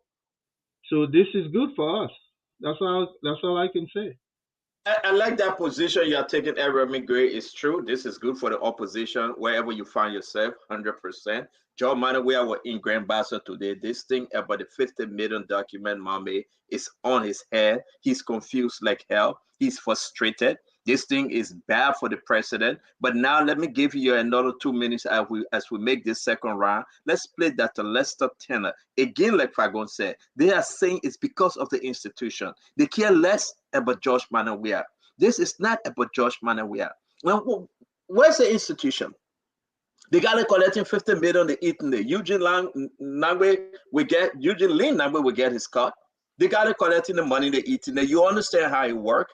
Eugene care less about sedition. He care less about the party. You know Eugene Nangbe. You can put him down. He will walk on them. He will step on them. He will even walk over the dead bodies. He doesn't care. That Eugene Lin Nangbe, like the famous Kakurakoto, wherever the wind blows for wind, he will go alone. So you cannot tell us about Eugene Nangbe. But those brothers that have the sweat and blood, Prince Joe, let me come to you first before going to Dr. Richard's saying. They're having their sweat and blood. They make sacrifices. Here they are today, President George Manawea said, I don't want to see you. You don't bring that man near me. I do not want to hear about Morva Molu because he played this favorite tape. I will play Lester Tenney and we'll bring in Prince Maxwell. Let's play the Lester Tenney clip that was given to us by Fagon. Mr. President, you better open your eyes, brother. You better open your eyes. Most of your people around you think they have arrived. If you can't see what's going on, open your eyes. You people say I shouldn't talk because when I talk, it can create certain kind of emotion. This is just a prelude to what I will say tomorrow exactly this time. If people don't know what's unfolding in this country, you better open your eyes, Mr. President. Those that you have empowered think they have arrived. What they don't know is the danger that awaits them. Exactly tomorrow, I will say things that will shake the very foundation of our existence. Hey! Open your eyes, Georgie, open your eyes. There is a deep-rooted conspiracy to not have you elected by very, very close people near you. Open your eyes, and I will speak tomorrow as a seat. Before we end the clip, I want to ask every one of you, please, roll with this real quick. Quick, guys. Do you believe that folks are seriously wishing George Weah not to be re-elected? Like Dr. Tani is saying it. He said folks around you, not folks around him. Okay, yes. But we agree. Folks around you also in CDC. The Ezra Akinsanya, the group. Lester is from the Molu group. Those boys have seen themselves as the original. They feel that Eugene Nangbe and others have walked on their backs and have seized the party. Yeah, everybody on the platform, as Daniel Sando, as Prince, as Gibson. Ezra Akisanya is from Liberty Party. Sure. Your man Nangbe King from the UP. He was from CDC, but he joined UP and remained, even as minister. Then, what you call him? Kanyo Babala was in Liberty Party. He jumped from the CDC, jumped Liberty Party, got a pickup, and went to South Africa. Daniel Sando Ala. So they resurfaced, and now, yeah, they resurfaced. They hijacked the Man and Party. Look at Omen Jukuju. Let me hold you right there. Let me hold you right there. Let me bring in Prince real quick, guys. We'll run with this in Brazil. Do you think these guys then just stepping on Mobile Model and the rest of them? Look at Fada. Fada is not even campaigning no more. But today he was sharing peanuts money to folks at this university. Look at all these guys and they are frustrated, but they are saying the institution. Prince O, talk to us real quick, my brother. Stanton, this is the reason why Liberian people are very, very concerned. And they have been concerned for 6 years now. What we see happening to Moloba Molu, he's become a liability within the ranks of the CDC. And right now, the CDC is carrying out a cleaning house. But that's not just the point. The question we'll be asking ourselves is, how does this behavior of the ruling party affecting Liberian people, and what message is it sending to Liberian people? That's it. A few days ago, George Weah was teaching us gratefulness message.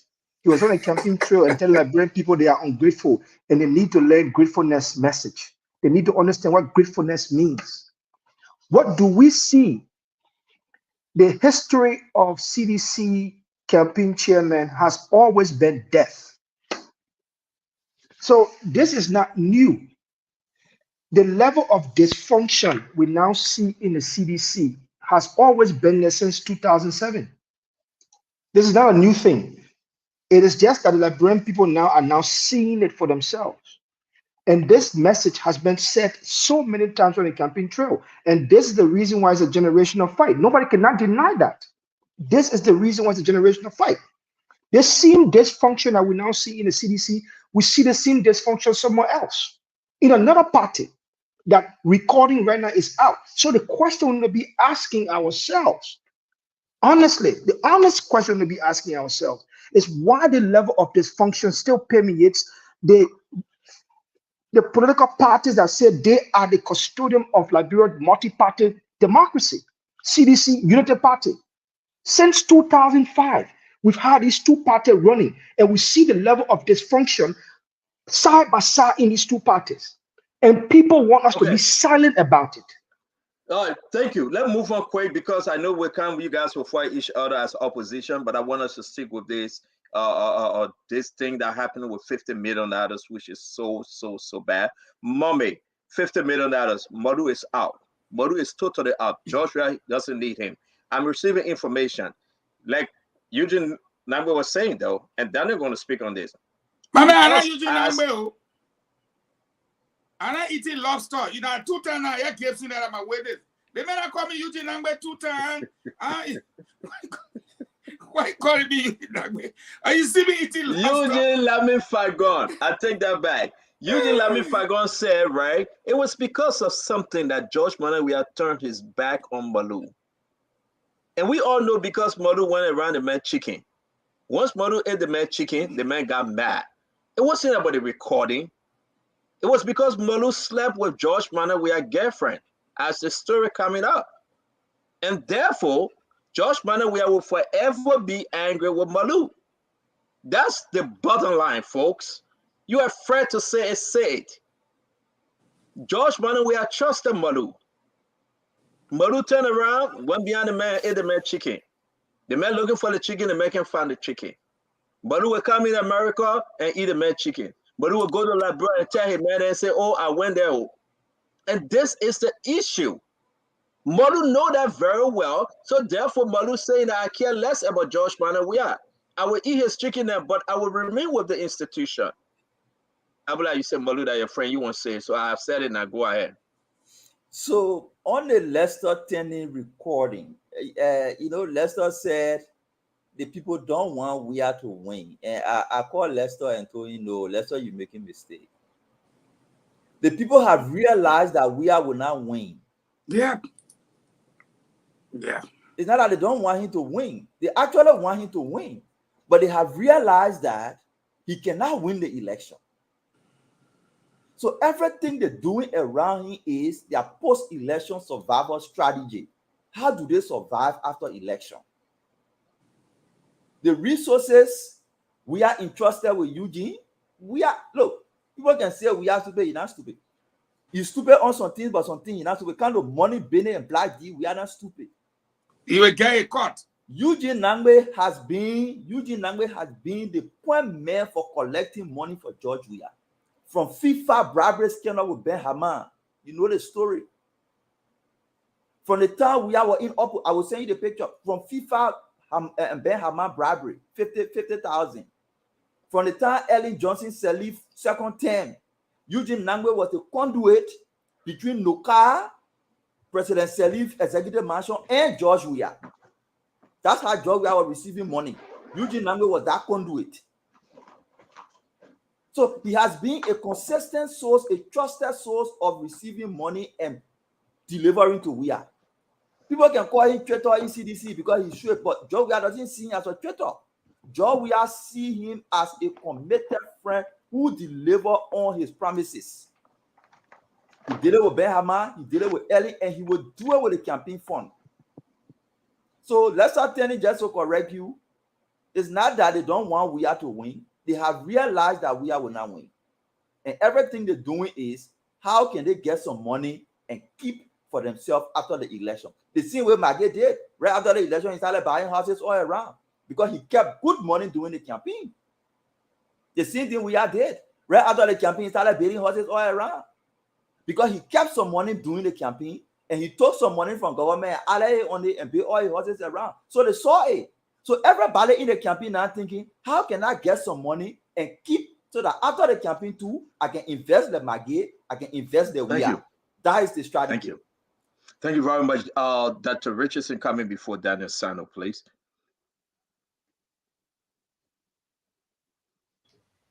So, I like to join Raymond Great and just listen to what I'm hearing right now. Is really juicy. But I think we have to look at what lesson are we going to learn from this whole fiasco. One is we have to realize that we cannot put party before our country. We have to allow and teach our young people and people that are in government right now that this is what happens when you put party before country. I recall vividly, and I'm sure Stanton, you can remember how many times when Molu came to the United States, we asked him to come on this platform to at least discuss CDC. And at that time, he was very involved in the party. He was hooked onto the party. And I think he kind of refused a couple of times. The second thing we should learn is Weah is insecure. We can see that he doesn't trust anybody right now. He has a history of insecurity and distrust of others. We see that this is why new groups continue to be around him. he will, put the one group down and then manipulate the other group and let the other group rise up, like what he's doing now. Now he's the likes of Sekou, the likes of Fina, they are the ones riding up, and Eugene Nangwe, they are the one rising up compared to Molu. And again, somebody asked, how is our country's going to suffer? When you have an insecure leader, nothing gets done because they are finger pointing, they are backbiting each other. So the institutions in our country suffer. Healthcare will suffer, education will suffer, the economy will suffer because George Weah, his focus is on how is he going to please the people around him and manipulate other people so that they can distrust each other. And that's kind of what I have to say about that. Thank you very much, Dr. Richardson. Let me bring in the DOS. Talk to us, Daniel. Well, Stanton, I do agree with Abdullah Mohamed that people around Weah are not undermining his re-election. But majority of those people have come to the realization that George Weah is not going to win the election. And how do you get to know this? How did I get to know? You see, Prince Johnson, before Prince Johnson could part company with George Weah, there were willingness on the part of the president to give him huge sum of money.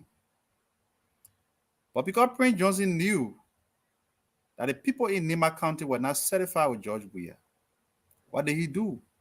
He parted company with George Weah. Not because Weah never had the money to give him.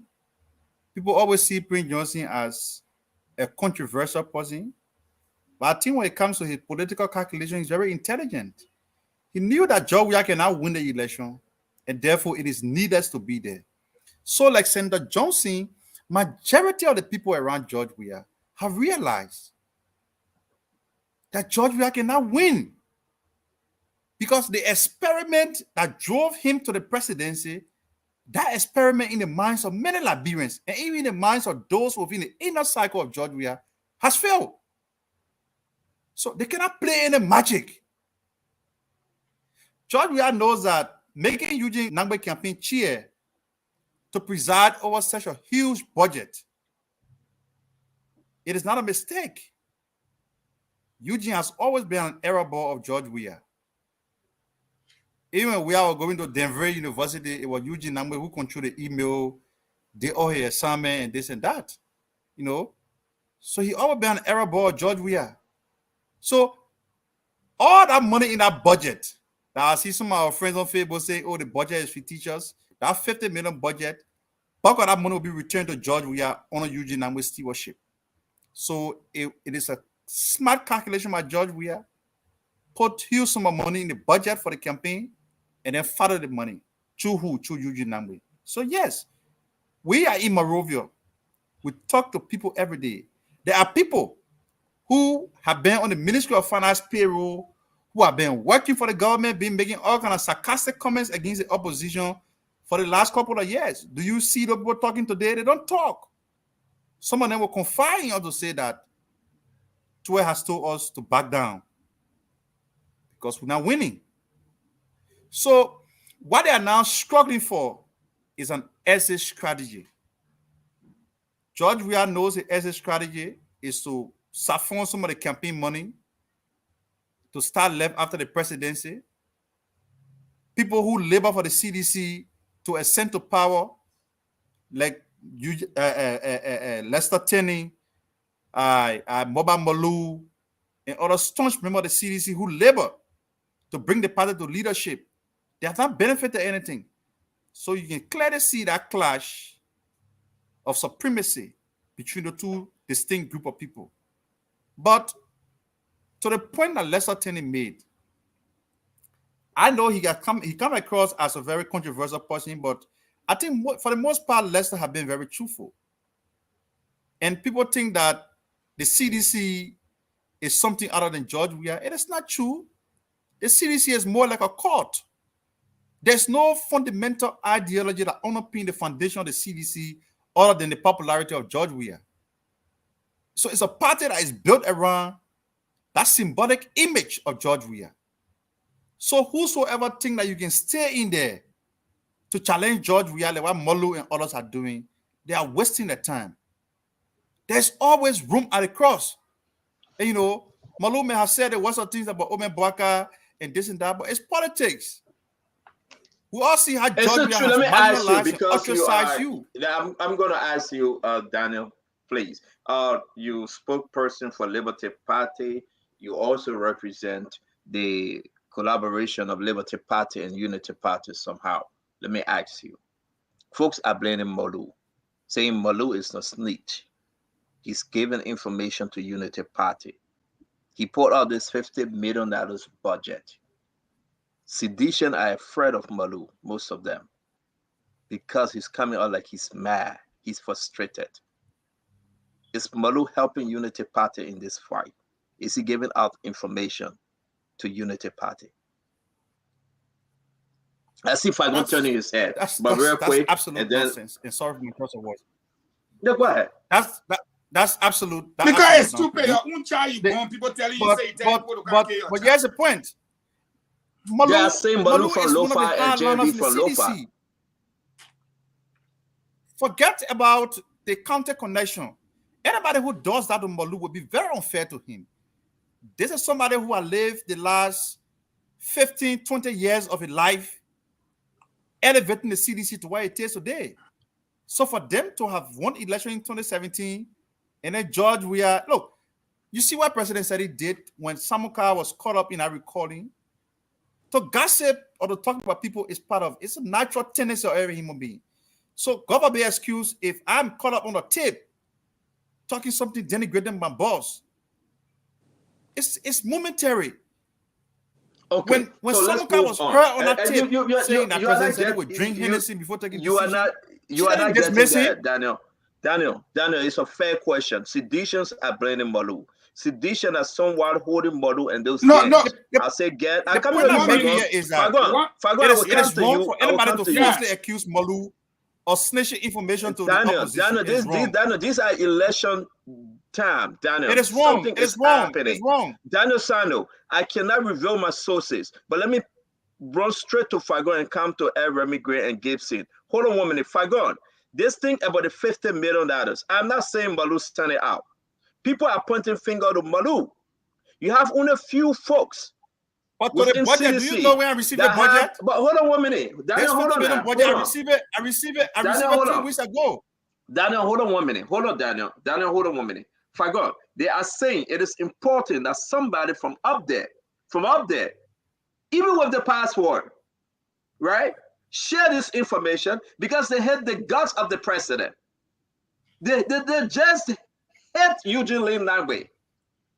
They are not happy that George Manneh, we are controlling $50 million, and all of the $50 million, we can announce that they have reduced this thing to $10 million, and the rest of the $40 million they will keep it.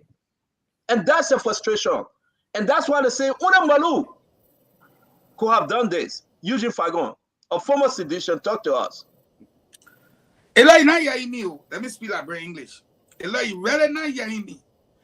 All the secret have been leaking to you about George Weah and the government that Molu gave it to you. Even the one where you went in the poor child, you hustle all the things and Molu gave it to you. I cannot reveal my sources. Talk to us, but man, you don't know. Let me say this to you. I can tell you whether that Molu gave it to me or not. They were there when Molu was born in their party. When Molu then was born in their party, the poor will say, Sedition are angry at John CDC in 2017. The poor had all the things have been going on. You see, the poor you call it sedition. Who are they? Where they come from? When did they join? Then look, it's like we gotta let Molu go. And what's going on in the party? That thing that what's the benefit, Fagon? You are not giving me the beneficial aspect of this whole thing. What's the benefit? Why now you want to let Molu go? It's not adding anything to you. Why? Because please give me 1 minute. Don't interrupt me. Let me tell you something. My man, tell Daniel Sano to put it on his cell phone, man. You're disturbing us. Let me tell you something. The man says sticking here is cell phone or stick. Look at him. Listen, let me tell you something. What happened in Bapolu, Bomi, and Cape Mount? Brother, I just sent you all the clips of sedition. It also happened in Morovia. It happened in Kakata, Magibi, Grand Jida. I just sent you Grand Bassa. We're going to play. Grand Bassa. So I want to tell you something. The man sat down and asked, what are our chances? Bomi is fielding 200,000 votes. Bomi came out and Bapolu. And you understand me? They asked, when the situation are happy, how much can we get from the 200,000 votes? That was the first question. The second question was, if we look at Bone County, Lofa, and Nimba County, those three counties account for 718,000 votes. Can we get something out of those three counties, the 718? With Joseph Boakai coming from Lofa and Jeremiah Kun coming from Nimba, can he get anything good? They concluded no. So it was now 918,000 votes, Remy Gray. Then they came to Bassa, Magibi, and Monserrado, where they found 1,244,000 votes. And they know no ruling party have won Monserrado before. Before I say Bassa and Magibi, the men concluded in the strategy room. I'm there. They concluded in the strategy room that this thing will tip on us. The only place we can go, Stanton, in the strategy room, I just reading. They said the only place we can go will be the Southeast. Then somebody said, but Fakon, talk about the Southeast. The total Southeast of Maryland, Grand Jida, River G, River Cess, Grand Coup, and Sano, all put together, the 6 counties account for 307,000 votes. The whole 6 county. So if you match the 6 county against Nimba County alone, Nimba County will beat all 6 of the counties by 26 votes. So they concluded that, gentlemen, this is last rush. What you able to get? They didn't say in the chat room, I shouldn't make a story, but you can hear them saying it will be shadow. So you either work or you hustle. That was what the exact words in the chat room. So thank you. They're trying to get rid of the Molu, because if you get rid of Molu, you will stop. I beg you 10 seconds. If you get rid of Molu, I wish somebody, anybody listening to me, you please send Stanton the CDC election names. The whole thing that Lofa. Mame Allah. If you say the CDC, not the president now. The CDC leadership. The CDC leadership that Lofa, the whole thing that Lofa. Then the campaign at Southeast. The campaign that Southeast. So the Southeast trying to dislodge the Lofa group. And the Lofa group, if they hold together, they can defeat the Southeast. Because the South ain't got nothing. I will tell you, they don't got nothing. Eugene Nangba ain't got no face. Even for Nati Kofa, you go to the whole Southeast, you can't bring more than 1 million. The whole Southeast are 307. Israel Akisaya can't help them. But when it does not know what power bomb. People said it that Joe, we are can't Grand Jida. So what do you get from Southeast? What you get? You don't have nothing. So now they're fighting all over boys then. And the whole party structure is what Joey that's about. But if the first, if the fight Malu, let's bring in Koji will be a fool to stand up. Fala will be a fool to see one loafer man go down. Because after that loafer man will be done. So they must stand up and fight the Southeasterners in the party. It's called intra, I-N-T-R-A, intra-party fights. They must fight and they must win. Let's bring in Ed Remy Gray. Eddie, talk to us, my brother. This is getting so bad. Worse. Before we go to Prince Maxwell, Eddie, Molu seems to be out, and the Lofa boys are angry. Well, I think this was one of those moments. People like Molu who did not really benefit out of the dividend of the party in the 6 years they've been in power. These are some of the moments they were counting on. At least election time, we'll have control over that election. Some of us will be able to get some money in our pocket finally. And they came up with $50 million. Wherever that money comes from, some of us know exactly that, banknotes were printed that never went into circulation. And, this is the time money can go around. So Molly is not the only guy mad here, especially people who have been ostracized over the years, people who have been disadvantaged. And this was the time they were counting on. And now you go bring another Sekou Bobi, as we can call it, somebody who knows how to control the money on George Weah's behalf in the center of all of this. And he rubbing it in their face.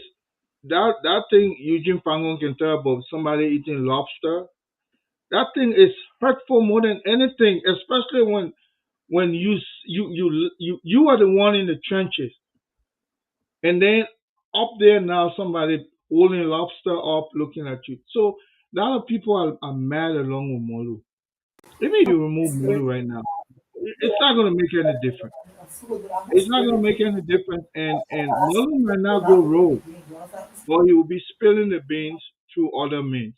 And those of us in the media corridor, I think we should always. This is the time to be friendly with people like Molu, because you will get the information like hell. Not necessarily probably for him, but it will find a way for them to come out. But this is his party, like you said. This is his baby. But at the same time, you're mad at the entire structure. So I'm not benefiting. I keep compromising, who I am, and then at the same time, I'm being marginalized further and further. And if Georgia will remove Marva Molu, that's the end of him. The reason I say this is because the war that will come from that end will even be. You talk about booing him now. Right now, he's all confused about people booing him in the public domain. I think this would be an onslaught against his own person, not necessarily to attack him as physically as a president. But I think, I'm sorry, Eddie. Daniel, can you mute yourself? Thank you. His internet is tripping. Well, I can see George Weah himself is aware. You people are talking about other people know that George Weah can win. Even George Weah himself is aware that he's not going to win. George Weah knows that this election is a particularly tough election for him. He's not going to win. The fact that he sat there and people start booing him, that's the end of him. We're just waiting for the election to come, and George Weah is out. In fact, the way I'm looking at it, Cummings might even be second rounds with Ambassador Buckeye or whoever. I don't see the CDC being up to George Weah being that person, but it might sound like a fairy tale, but that's how much people are angry with him. And so he's in a small cluster shell right now with few of his trusted lieutenants who are just there now to make sure, hey, keep your eye on that money. Don't let all of it go to campaign. Use a little bit, the rest, when we're out, at least we'll have something to say now. Let me bring in, thank you very much, Eddie. And we'll move to another subject over here, which is very important. But let me end this with Gibson Jeru. Brother Gibson? Molba Molu is like a porcupine gut. Too greasy to throw away and too bitter to eat. So there are two things happening in the CDC. Molba Molu is aware that Joshua doesn't want him at the CDC anymore. He is aware of that. And that is partly due to some of the things he said about George Weah. George Weah is still aware that Molba Molu has a lot of following in the CDC. So if you remove Molba Molu, the rest of the Molba Molu supporters who believe in Molba Molu, who believe what Molba Molu said was justified, because Molba Molu was fighting for the foot soldier. And that's how they consider it. And so they are going to follow Molba Molo, and George Weah is going to be on the losing end. And so George Weah will not do anything to remove Molba Molo. I know that after this election, if George Weah will come anywhere close to winning, Molba Molo is no longer chairman of CDC. But as it is, I am afraid for Molba Molo because it looks that the politics is becoming very internally toxic for him. I don't want him to be harmed tomorrow morning. He's a young man, and if there's a need for Molba Molo to walk away easily and nobody get hurt, I would prefer that. Because right now, George Weah is very desperate. Anything that happened now, George Weah will not forgive anybody for it because he is losing grounds. He cannot see the millions and turn his back to it. He doesn't want to turn his back. And all his men, the tour, all the guys, they all know that when George Weah is not there, they are eating all gone. And people who are going into power, you don't know who's going to be there. If Gongo is there, definitely they're going to be prosecuted. And all of them are very aware of that. So it is a really toxic politics right now in CDC. And I hope Molba Molo is safe. Molba Molo is not harmed, that somebody will not visit him in the night, or he will not be in his vehicle driving and another car just come and run into him. These are things that politicians do. Tottenham used to do these things. And George Weah, they know about these things. So I am so afraid about George Weah. His wings are being clipped one by one. Remy said, how can the president, the most popular man in CDC, or likewise the most popular man in Liberia at the time, is going to a rally and people are booing? Look, they're booing from the market women alone. It is a damnation. Our people say, when you already see yourself passing, when you see yourself passing out, that's what happened to George Weah. For people to boo him in the market at his own rally that he planned, he spent money for people to come there for him to talk to them, and they booing him. George Weah knows very well that he is gone, and he will fight tooth and nail. So that's why they protect our vote is very important, and we must all contribute to that, protect our vote, to send every human being that we can have from any political party for that matter to protect the votes. According to them, the public sector parasites and recycled opportunities. This in Fagon, the Eugene Lane Nangwe, the Kanu Barbara, the Jeremiah Sonotel, but Fagon, you know them all. You and Daniel Sano, you know how these people operate. They are now saying that if it is true, it's true though. George Weah will not spend all that money. Only 10 million they try to spend out of the $50 million. Let's move on. This is crazy. Let's get back to this document. Malu's story. I hope he take your advice, Gibson, because because he messed around with George Weah's girlfriend. Since then, things fell apart. And he did a recording. Daniel Sanos sent this to me. He wanted me to say, thank you, Daniel. He did a recording, and the recording is bad. You know, the recording just bad for George Weah. George Weah hit girlfriend. Yeah. I said, I might know that George Weah girlfriend. You babble. George Weah hit Malu. George Weah just hit Malu. George Weah hit Malu because Malu, ate his thing, ate his chicken. So this is frustrating, folks. Let's finish with the clip. We'll go back to Prince Maxwell. And we'll move on now to this document of $50 million. The $50 million document, and you guys had the time to go through it. I want you guys to tell the Liberian people the wickedness of CDC. Before you begin to attack each other, but the wickedness of CDC. Let me go ahead now to play this clip real quick. Before I do that, Fagon, do you think Tani will speak tomorrow, or he was just bluffing? I don't know whether he will speak or not, but I do know one thing. They are planning to come back for President Weah. This thing about the Southeasterners versus the boys from Lofa and around, the original boys of CDC, they are coming for the guys from the Southeast. And that's that one you saw Tenny giving. There is a high angle right now even the Thomas Faladem, all of them, they are so angry right now that if we is not careful, the campaign might not go beyond Grand Basso. In the chat room, in fact, let me show you 3 things they're asking. What a shame. They are saying, what a shame. How will George Weah go to the southeast? Will he go by road? No. If he goes by Ivory Coast, the Ivorians are charging $400 per vehicle. So that means they got to leave everybody behind. The buses cannot go through the mud. That's the concern in the chat room right now. Wait. So the Liberian president, folks, Liberian president decided to run campaign through Ivory Coast now. That's what we found out.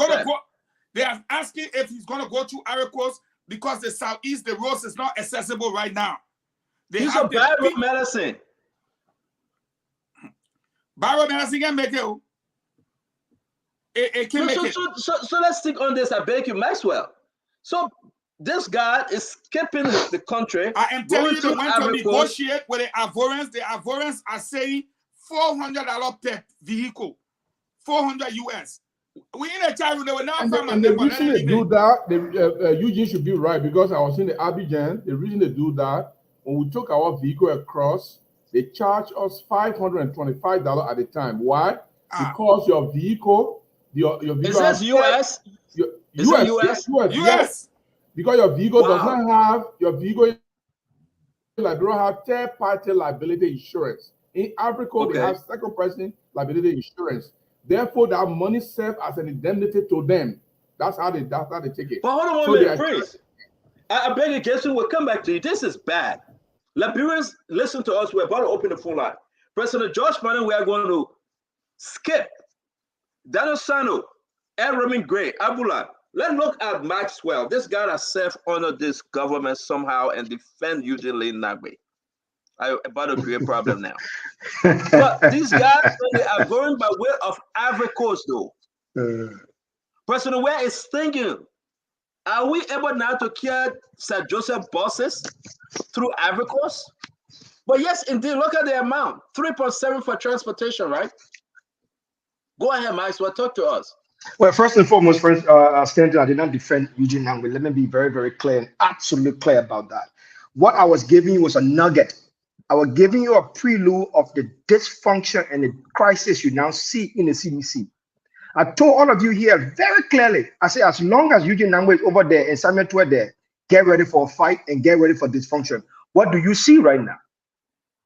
Maybe you guys were not listening and you guys wanted to play politics with what I was saying at the time. I told you that we studied this whole situation that was going on, and we made it absolutely clear that this is what was going to go on because it was going to benefit the Liberian people. Liberian people were going to see the dysfunction in the CDC and the dysfunction that has compassed the CDC for the past 6 years. But put that aside because the Liberian people already know that. The clear fact here is CDC is an old pawpaw tree that is rotting at its root. And anybody in Liberia who know pawpaw tree, they know that once it get rotting at the root, it's going to fall down. It can have all the best fruit up there. Once the down part get rotting, it's falling down. We see a lack of governance and concern for the ordinary Liberian people. Stanton, do you know that on Thursday in Nukru town, there was a sea erosion in Nukru town that wiped out houses, and ordinary mothers and children are now sleeping in zinc in containers while the president divided $50 million on budget for campaign elections? This is the bread and butter issue we may be talking about. George Weah is done because his attention is no longer to the Liberian people and has never even been there in the first place. Whether George Weah going past through Ivory Coast or he's going to pass in space and count down, the idea is that his concern for Liberian people and the sovereignty of Liberia doesn't even count. The fact that our president will go through or may think of going through, or there should be a suggestion from his cabinet ministers that he go through another country just to go campaign in his own country. It's a shame. It's an absolute shame. You want to tell me we do not have coastal line that boats can be used or ship can be used or canoe can be used, but he wants to just suggestion alone is crazy. Now let's come to the issue of the budget. Let's come to the issue of the story that we hear all around all of a sudden. Yeah, real quick. That's very, very bad. The anger in the Liberian people right now is crazy. The Liberian people don't want to see George Weah. They don't want to see George Weah in the cabinet ministers. They don't want to. They are booing all over. The fact that even in Monrovia, that used to be George Weah, that used to be George Weah's stronghold, is no longer considered as a stronghold of the CDC government. Just imagine that. And almost 65 to 70% of the population of Liberia resides in Monrovia. So the fact that George Weah has lost Monrovia means as a clear indication to everybody that he's lost the elections. So this is the reason why every now and then we say to Liberian people, this has come to the point where it is about the generation today. And the fight must continue. Prince Maxwell from Dr. Clarence Lennon Party, we say thank you. Let me bring in Daniel Osano. Daniel Osano. Daniel Osano. DOS. This is embarrassing. The president going to go through Ivory Coast to go to the southeastern part of the country. The president saying, I get your $50 million. I didn't fix the road. I did nothing for you guys. I will either take a plane or helicopter or go through Ivory Coast. How disgraceful it is for this ruling party. Daniel Sano. Stanton, this is beyond embarrassment. It is a national disgrace. It is shamefully disgraceful that President Weah, after all of the hype that his government created about the coastal highway, will be traveling through Ivory Coast simply because the southeastern region of the country is inaccessible by road. Now, somebody listening to the broadcast will say, oh, they want to be political and everything. No, we don't want to be political. But when President Weah won the election in 2017, inaugurated subsequently in 2018, one of the key promises that the CDC government made to the Liberian people, particularly those from the southeastern region, was the opening of the southeastern corridor via the coastal highway. And with 5 years, 8 months gone, this is 9 months, because today is September 1st, we would have expected to see some level of progress being made on that road. But then again, the story is now the side story about how the southeastern road became a failure and everything, all the stadiums, the rest stop that's already built along the road, how it became a failure, and the people of the southeastern region have now become the victims of broken promises. It's a matter of public knowledge. What is alarming and even more disgusting about this whole situation that we find ourselves in as a country is the fact that the hospitals are without ambulances. The schools are without qualified teachers. The police are without logistic. The county education officers are without mobility. But the ruling party is running a campaign with a $50 million, a whooping $50 million budget. At this point, the Liberian people can now realize who the real rogues are, right? Because even as a unity party served the country for 12 years, they didn't have the resources to run a $50 million budget. In 2017, George Weah ran the poorest campaign. He never had money. His rise to the presidency was based on the resolve of the Liberian people. So to have all of these problems unaddressed, critical problem unaddressed, and to see the ruling party lavishing our taxpayer money in such reckless and irresponsible manner and form, it is very disgusting. And that's what I said from the beginning of my statement, that this is beyond national embarrassment. It is disgusting because the Liberian people are disgusted in George Weah. And that is why he's going to be immensely rejected. Because right now, how do you get to the Southeastern region to campaign? The question they are asking in that room is a very key question. If Joseph Boakai uses Ivory Coast to go to the South, we want to know, how would George Weah get there? Thank you very much, Daniel Sano. Thank you. How would this president get there? The only way to go to the Southeastern region now is through Ivory Coast. It's through Ivory Coast. Thank you, Daniel. Thank you. Dr. Rich is saying, the president is going to campaign in Liberia, but he's going by way of Ivory Coast. Or he's going to bring in his helicopter or private jet to take him. But he failed to travel on the road that he said he built. Liberians need to hear this. The man said he helped the people from Grand Crew, from Sando, from Maryland, the southeastern region. But the man said, you're travel on that by road. I would take the helicopter or the plane, or I will go by way of Ivory Coast and spend $525 on each vehicle because I have $50 million. I care less about you that's selling your better boy, your pepper, your chicken soup. You cannot bring it to town because you do not have $525 per vehicle. But President George Manneh Weah is now saying he's from the southeastern part of Liberia, but he cannot travel on that road. Hey, Dr. Richardson, don't do this to us, man. Our country feeling. Talk to us. People are asking why is it our radio stations are not on. Can we check? Who said that? Come on. Who said it's not on? Check our radio stations, please. Check our radio stations. No, that person is a sedition. Don't give them no face. That person related to you. All our stations are on. Seditions will argue that, I'm not surprised that. No. I beg you, Gabeson, let Dr. Richardson go ahead. You love to interrupt us. Sometimes when you're not here, we're happy. But go ahead, Dr. Richardson. I'm not surprised that Weah will take an airplane or take some kind of comfortable mode of transportation to the southeast, because that's what he's done. This is why he doesn't know the condition of the roads in the southeast region, because he's British. So he is again using the Liberian people, and this is again Liberians October 10th.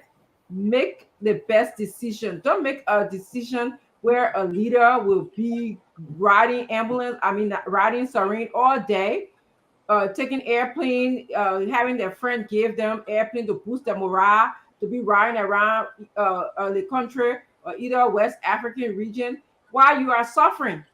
Don't select a president who has dysfunctional behavior or some kind of insecurity, because it's going to eventually affect our livelihood in the country. When a president is insecure, he changes advisor, friends around him. There's no stability with him. He's looking for praise worship singers. He's not looking for somebody who will tell him, listen, Mr. President, you got to build a road that leading to the southeast. So again, as you go to vote, think wisely. Think about who you're voting for. Do not vote for anybody with insecurity or some kind of paranoia problems. Fagon. This is one of the worst thing President Weah would do to his people. And I double dare President Weah. Guys, this is not about politics. This is about wickedness. You know what the man is saying in the chat room again, I'm reading it. They're saying they will not let, they're saying they can pretend like he's going by road. They will fly in by helicopter and let the cars go by road. How the cars will go through the mud? The president's car is like bulletproof. It cannot go through that mud. Fagon. This is why we talk about. This is why we talk about Spoon. The president can lie to, and they can say, yo. Joe, we want to call yo. Not some of us, but all of us. The president, ladies and gentlemen, must travel on this road to the southeast. This is the southeast way, going to the southeastern part of Liberia. President William must travel on this road. He lied to the Liberian people. Maxwell, you must tell your friend President George Manneh Weah, because we got your picture together. My man, I'm a friend. This road. I tried the very first time I met the man, I sat in front of him. After he was still senator, I advised him, Mr. Senator, when you become president, diplomats are not politicians. He turned the entire diplomatic service into politicians. So that's my friend. He's not my friend. Oh, I tell you about this going on the show. That is a level of bad governance I knew was going to happen in Liberia. Today, the entire diplomatic service is complete chakla. One minute. I think we're supposed to go to Gibson, right? Before 5 Yeah, absolutely. Yeah, Gibson, go ahead. Gibson, look at this role. What would it, Gibson, let me let this thing off for you, my brother. To play politics. This Gibson guy, he doesn't listen. There you go. Look at how the road is bad. Look at how the road is bad. Gibson. Deplorable. Start on this road. You can find about 5 or 7 of them in different towns and different places from maybe Secretary going to Gray. When you pass Gray, well, they Gray there a little bit. But when you get to Tapeta, going all the way to Zwedu, it is the most terrible place you can find. Now, the politicians continue to play politics, especially George Weah, who is from the southeast. He's playing politics with this role, but he has caught up with him. Now it's campaign time. So he cannot go through like regularly driving through to go and make and carry on his campaign. He has to go through Ivory Coast or fly in a helicopter to go. Now all the entourage that he wants to go with, they may not go with him. That is the nemesis that he created for himself. These people, they are reckless. They don't want any development. They don't care about these things. Look at the kind of role like this. Look at a role like this in a country or in the 21st century. Look at a role like this. This place, I went there, my car 4 weeks got broke. Councilor Gonglo went there, all 2 of his cars, they broke down. He still tried and went on motorbike to go all the way to George Weah town in Grand Cru, to George Weah village in Grand Cru. The roads are so bad, and he sits there as if there's nothing happening. And this is, Gibson, I'm not cutting you off. Fagon, look at 8/10. This is this month, August 10th. Yeah. The president must travel on this road. And you know the sorrowful part about Ellington? The sorrowful part is that the people are saying, Ellington, it was not like this. Even though how they seen road, it was not like this. Why would people say Ellington, it was not like this? Because they had a mechanism in place to maintain the roads during the rainy season time with the companies as well as the military. You can't even get it for the military people uniform to wear. Then you took the machines that the military people are supposed to use and gave it to Marco Donkey. And Marco Donkey using the military people machines there. And who is Marco Donkey? That Clyde we are Donkey. That Clyde Donkey we are brother. And so coming to leave. If you by way of radio, the road is bad. Okay? It's worse. It's the worst thing George Weah have done to our nation. Look at Joseph yellow tricot. He trying, but he can't work. That thing belongs to Sir Joseph. He sent it there. Stanton. Just imagine. Stanton, what you are looking? Let me say my own, Maxwell. Let me say my own. I know you won't kind of cut me off. I beg you, Maxwell. This is bad for our country, man. Let Joe Weah put his bulletproof car on that road. It will never come back. It's not designed for the road. It's heavier than even the normal car. But you lying to Sino County, Maryland, Grand Cru, and Grand Judah, and in other places. You lying. And say you face the people road. You lying. Look at. They can't. You know what? That's why the people don't have no fuel in those places. The future. Stop. So these are the things we're talking about because it's bad. On the diamond mines. All the AFL machine on the diamond mines. Joe Weah sent it to his brother-in-law. And we sit over here, we say these things, then you get stupidicians. Some of them who are my friends. You sure I don't use these words? I beg you, Daniel Sando, don't send this thing in my text message. I respect them. They're giving me information from the chat room. I cannot call them stupidicians. It's wrong. If you want to call them because you're for Liberty Party, go ahead. But don't send it to me, Daniel Sando. This is bad. But we sit on this show. They bring in $50 million. Eugene Langbada eating the money. I don't blame him. Might as well talk to us, man. Let's do another round. No, then we'll go to the phone line. It's absolutely clear at this point in time that the Liberian people sitting at home right now, sitting in their living rooms or sitting at their dining room table or on their beds and listening to radio or having their phone on their hand listening to Spoon TV or having their laptop sitting in front of them. No, they all know they have reached a point where they now understand that they are living in a destitute country under an administration run by George Weah and Samuel Tuah that doesn't care about them. They know that. Samuel Tuah, look, let me say something. What Samuel Tuah has failed to tell Liberian people for a while is that Liberia has been going through an economic decline and stagnation for a very, very long time. I've said this thing over and over. If you look at all of the statistics that appear under George Weah government in terms of budgetary allocation, they have all been reduced. They have all been reduced. For the very first time, we see the national budget for infrastructure, the national budget for the military, the national budget for civil service salary, all been reduced, but CDC get $50 million. So CDC budget going up while the national budget coming down. While the government, under Samuel Tuah, is carrying on scam harmonization, the CDC budget for party election going up. That is the kind of country that we have, stealing this generational wealth away from them.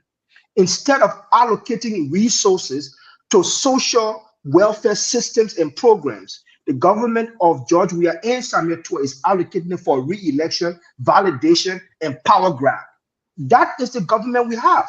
And when I say this all the time, too much, oh, Max Raker, you shouldn't say that, but the government has completely failed. Our international friends look down on us and said, look, let me just give you a little teaser. Recently, this issue of gay rights has come up in the country. That Liberia was somehow signed that paper. It is true. Right now, if I look at the declaration from the Summit of Democracy, there are few countries, only few countries in the world that said clearly they are not going to put their paper, their signature to those paper. And those very countries I'm talking about are countries that are allied to America. But you're shifting our conversation. We didn't come to that. That goes to the level of dysfunction in governance within the CDC-led government. I'm not talking about the paper. I'm talking about the fact that you go to an international forum and you sit there and give you paper to read. Instead of reading the paper, understanding what the paper means, you just sign the paper. You mortgage the future and the decision-making process of the entire generation to something that we can understand. Thank you. Somebody's cell phone is going off. Can you mute yourself, please? I'm going to bring in our sister. She called on the show, late night show, maybe 2 days ago. And when she called Fagon, everybody started calling her. Even President Weah called her. Beg her, say, please do not support us. Please, please, please don't do that to us. And it was wickedness, So I'm going to bring in Fatima Bintu Salif just for a few minutes. She got something to tell, Moba Molu and the rest of them. Fagon, she says she know you. I don't know how, but I will leave that one between you. She from Cape Man, you from Bomi. You're a very terrible man, Fagon. So I will just adjust. Fatima, thank you for joining Spoon. And thank you for coming to talk to your people again. Your friend, Moba Molu, is in some deep Shikohano RST. What do you know about that story between Moba Molu and George Weah? And I think he has been sidelined. George Weah is a man who unfortunately does not forgive. Anything you do to him, just remember that he's going to come after you. He never forgives. He never forgets. So I think there was a time where he was caught having a conversation about George Weah, his selfishness and all that he was doing to the party. And since that time, he had been sidelined. Usually in a major election as an incumbent president, when you're coming to run for your re-election, you have a campaign manager. You don't name another campaign manager. I mean, he will be the one to list his, his partners that will take over in different aspects of the campaign. But then Eugene Name was named, and he felt a certain kind of way. But then the sad part about it is that he said, oh, then I kind of told him, I said, but why are you still trying to promote him? Why are you still trying to run it? He said, no, I'm doing it for CDC because CDC is an institution. I said, but I don't understand. If he's not, he's not giving you money. You said you spoke to, are you saying that you spoke to Moba Molu when? Monday, to be exact, the 28th. You spoke to him on Monday, and your question you asked him. I was like, he asked me, he said, why are you doing this? Why are you going online? And because I've been having a little podcast, and I've been talking to the Liberian people and, encouraging them to understand what this election means. I myself, I'm going to Liberia for the first time. I think the only achievement that I can pinpoint and put my finger on that George Weah has done for the Liberian people is dual citizenship. And, with that aspect of it, I respect that, and that's the only thing I think he's done. So what was your question, or what was your question to Moba Molu? His question to me was that, why am I doing this? And I said, I'm doing it for the Liberian children. I'm doing it for the Liberian. And you asked him why he's doing it. What did he tell said? You? Because CDC is an institution. He's doing it for the seditions, the little children that look up to him. He's not doing. He only doing it because CDC is an institution. He doesn't care if he's being sidelined. It's because of the institution. So I said, but you guys are divided. There are Weahians and there are also seditions. So he said no, but he was doing it for the institution. And I didn't understand that. So I just told him, I said, I told him, I said, okay, I'll do what you asked. But I wasn't going to, because I just feel that Liberia needs a different direction. People are struggling. So did he tell you that he had realized that George Vernon Weah just don't like him no more? Just cannot associate with him? In honesty, I don't think he trusted me enough to say that. Or he was just protecting his thing. He was just saying that it's because CDC is an institution, and I want to preserve the institution long after any one of us is gone. The institution will remain. That's all he kept saying. I said, but you are being sidelined. Do you see that? He said, well, I'm not really doing it for that. I'm doing it for CDC. That's what he said. So let me pause you there and bring in Fagon and bring in the rest of the team. It's good to have you on the show, by the way. And again, I would say this: I've never met you before in my life. You came on Late Night Show and you like our program and you participated. So it's wise that you come to the biggest audience and speak to Liberians today. Fagon, Moba Molu is moving towards something. I'm not doing it for George Weah. I care less about George Weah. The institution, that's my baby. George Weah is now listening to this message that Moba Molu called Fatima, and he told Fatima, how you think, what position George Weah in right now, Fagon? You don't know this guy very well. I think George Weah is in a bad position in that he's losing power, and he's going to lose power. He's losing now the power within his own party. But the best thing I can say when you say what position is George Weah in, what position has George Weah always been in? A compromised position. But George Weah is hearing from, now hold on 1 minute now. Let me make myself clear, and I want the other guys to jump in after you. Fatima, did George Weah call you? He was disappointed in me, actually. Did he call you? Yes, he did. When? I said on Monday the 28th. So listen now, I'll pause you right there. I want you to hear something. And you always say, hear me and hear me where Fagon. Moba Molu is calling her. George Weah is calling her. Moba Molu is telling her, say, no. I'm not doing it for George Weah indirectly, but I'm doing it for the institution. My question to you, now George Weah know that Moba Molu is dipping from the bowl he's drinking from, in a sense that he calling Fatima, who is his sister, he grew up with from Vata. I know this story. And then Moba Molu say, I care less about George Weah. George Weah is mad tonight, though. He has to be mad. Did you listen to Lester Tinney? Lester Tinney said, I don't care. In fact, he used the F word. There are people that are so pissed, okay? And here is why. People suffered, like Remy Gray said. You know my story, so forget about my story. But there were people who suffered to bring this guy to power.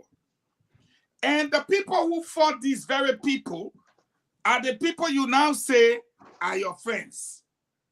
Then you give them positions of trust, lucrative positions, and you fire all the other people. Election time has come. Here is the question. And I'm telling you because I'm in the chat room. The first in the chat room is, can Pisota pre-Grand Jida people? No. Can Mawani Dick, she know where she from? No. Eugene Angbe ever been to anyone in the country? No. Kanyo Bagbala, where can he go? People talk to him? Nowhere. Ezra Akinsanya, where Uno County? So, you know, the guys are getting angry. You would think it's all about the money. But Stanton, I'm in the various chat rooms. It's about using the people and dumping them.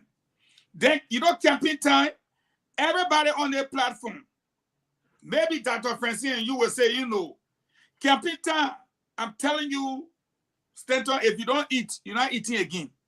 Especially when you see Remy Gray, because that's when the party dish out. You see Daniel Sano new haircut? That's when the party gave something out. Oops. Okay? So, it's like you marginalize these guys for 6 years. Look at Mame laughing. Then you come again, you brought in your whole crew. Now you want them to go in the trenches. Let me warn everyone on this platform and speak to the Liberian people. Go to Bakpolu. Did you see Molu and her group there? No. Cape Mount. Did you see Molu and their group there? No. Bakpolu, the same thing. You come down to Montserrado. Yesterday, I told you what happened to Akara's grave. They boo him on Johnson Street. They boo him on Ken Johnson Road. He don't come outside again. So it's like these guys are saying... So, Fago, let me bring in, I beg you, my brother, because this sister... George, we have warned the people to play around the monies. Then the men ride in the high Land Cruiser Jeep to go in the villages and campaign. This is what this is about. And what Molu told Fatima was just simple English. It is not about George Weah. It is about the institution. He stopped shy of telling her that's the reason why we left him in France. We're here, his friend, and we did our tea on the ground for 2029. That's exactly what it is. What I want to say, folks, Fatima is on her own. She would appear on Spoon Talk to speak her vibe to her folks and pet it. She both vibe and pet it. But it's not on the mobile model. It's not only President George Manna we are calling her. What are they seeing in you to call you Fatima? Why are these people calling you every day? I know after now they won't call you because you're on the show with Spoon anyway. But why are they calling you every day? Why are they now pushing you? Because they know to what extent I am able to speak with my people and to encourage them. They know that I'm very articulate and I will tell my people what I see, what he's doing. I've been going back and forth to Liberia, and they know that when I talk to our people will listen. Our people know that. I mean, CEO, look at the way the people living in Liberia. Liberian people are a prideful people. Today, you enter Monrovia, our mothers, you know, who never even went to school back in the days will make their market. Again, did you vote for Joe Weah 2017? I could not vote, but I encouraged people. Did you support him 2017? Yes, I did. Who are you supporting now? Why are you supporting that person now? Real quick. Who are you supporting? I am supporting Joseph Nyuma Boakai. I'm supporting. Oh, seriously? Yes. Oh, I didn't know that. I am supporting JMB. I've been having podcasts and encouraging our people. I've been speaking Vi to them. I've been speaking Pella to them, encouraging them to know what is. Let me go to the bathroom. I get one more person. So, you know, I've been encouraging them to let them know what the future of Liberia looks like right now. You been caught on the class below there, right? Not real. I've been having my man, we're not here to talk about. Don't answer this man. I don't want to see you on Class Reloaded. I will take this man for the show. We're talking about Spoon Talk. He's talking about Class Reloaded. I tell you, say I don't let Steven Johnson hear my son, our friend. Don't do this on our show called on Class Reloaded. I will deal with Delon later on. Let me say something. Let me bring in the other woman and moment. I want to bring in the other guys them to go ahead and ask you question, because this is important to hear the mobile model telling you these things, and you send me a couple of text messages. I'm not going to reveal it except you tell me, Joe. When you told me that the president took taxi, Dr. Richardson, Fatima is here. Then we go to Monet.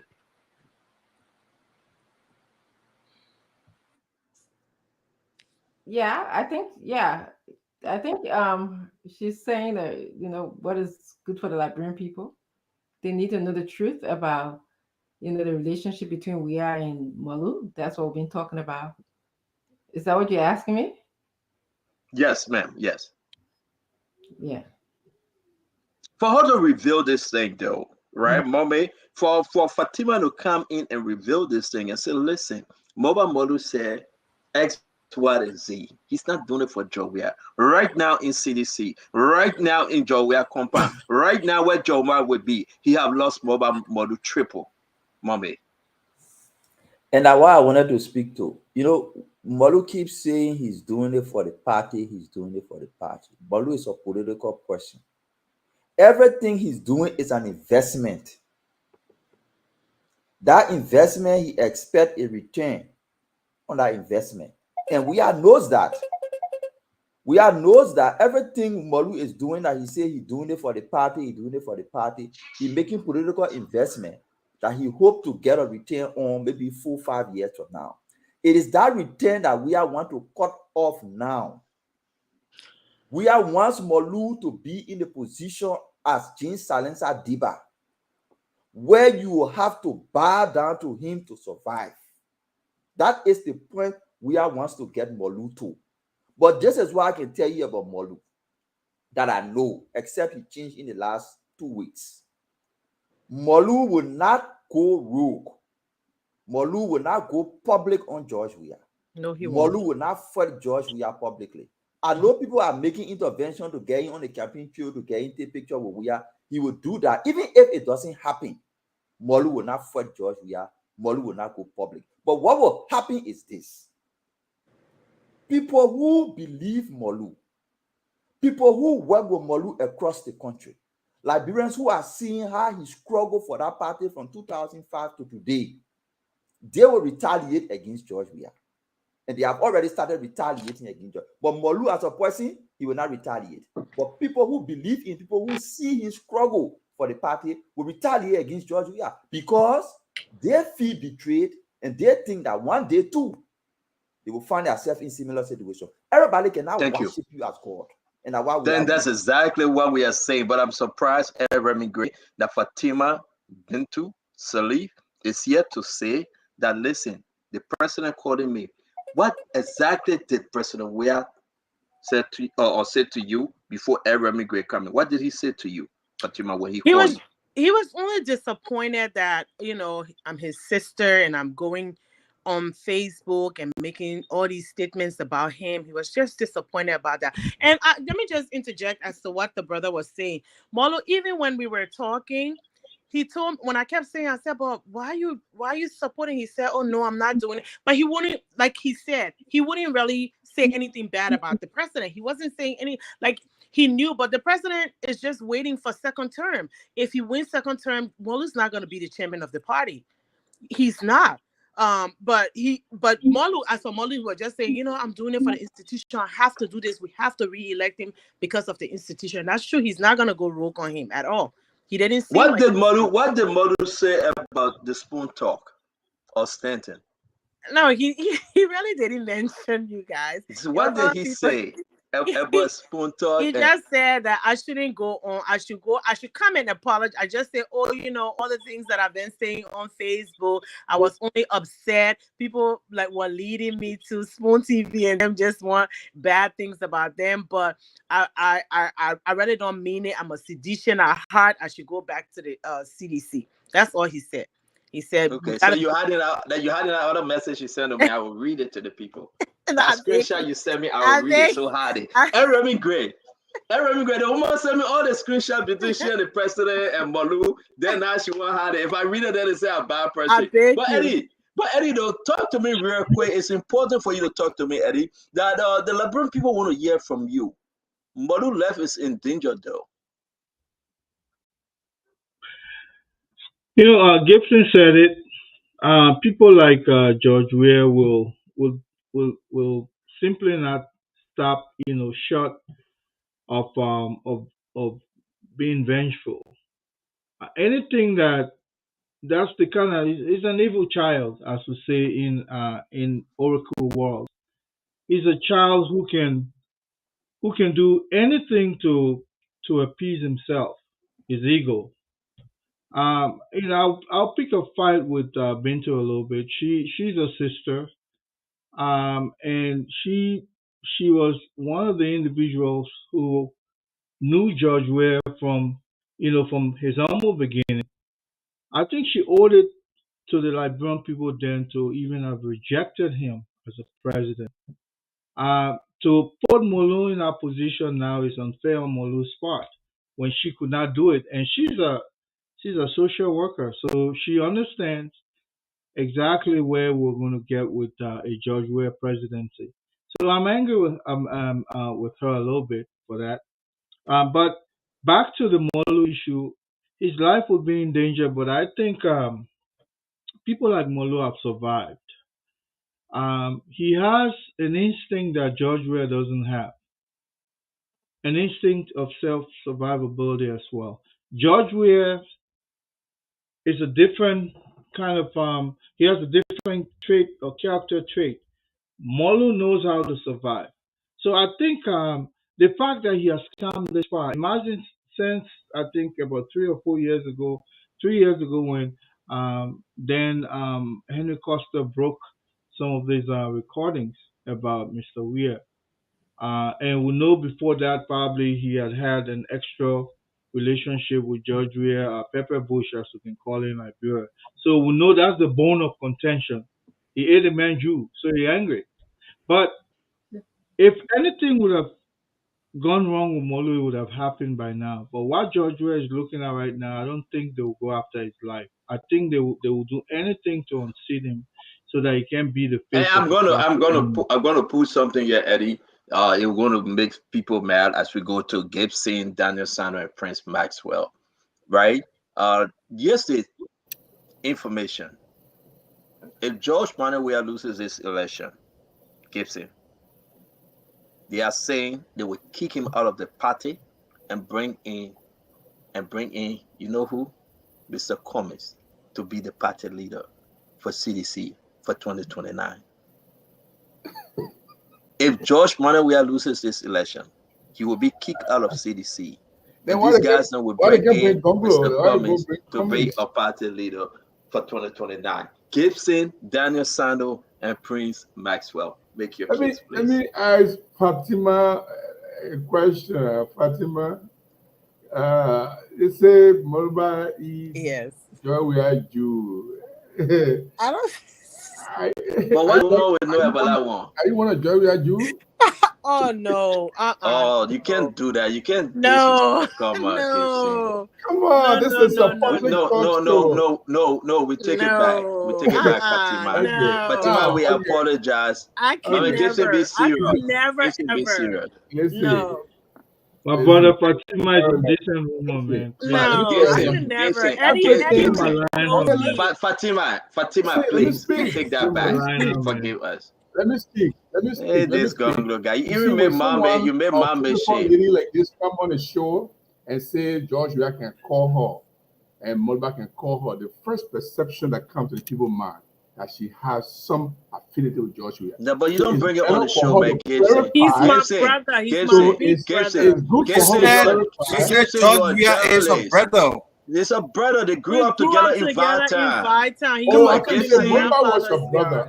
Come on, Gibson. But even so, you cannot ask her that question, man. But I happen to love Liberia more. That's the only difference between Fagon, can't get your Gibson from here, man. Can't get your Gibson from here. Political question about Moluba Molu. When you talk to Moluba Molu, you see him as a man who is discouraged and he's looking for ways. Somebody said Gibson are Antichrist. I believe he's Antichrist. The people don't understand journalism is an art of hatred. People will hate you, but you do the right thing. People will not understand. So I just want you to know, Fatima, I want you to go in the mind of Moluba Molu if you can. You think he's a man who is discouraged, but he's hooking onto that little CDC string just to hold on until everything is over. I think from our indication, you know, they would tell you, like, he was like, Fati, you're on the wrong side. We're gonna win this and we're gonna win it bigly. That's what he was telling me. He said, we're gonna win this, and we're not doing it for him, we're doing it for the institution. You have to understand that. But I think there was a little hesitation because when I spoke to him, I'm like, who am I? I'm just talking to VA people and I'm just talking to better people. They're half of the whole Liberia. Why are you like asking me to stop the podcast? But I feel like even they see it. You know, they see that it is upon the incumbent to list his accomplishments, to ask the people of Liberia to re-elect him. And there is no... That's why they keep talking about tangibles. There is nothing that he can pinpoint on and say, this is what I've done for the Liberian people, so give me a second term. There is nothing. Right. So I could see from him that he's broken too. That's why he's coming to me, you know?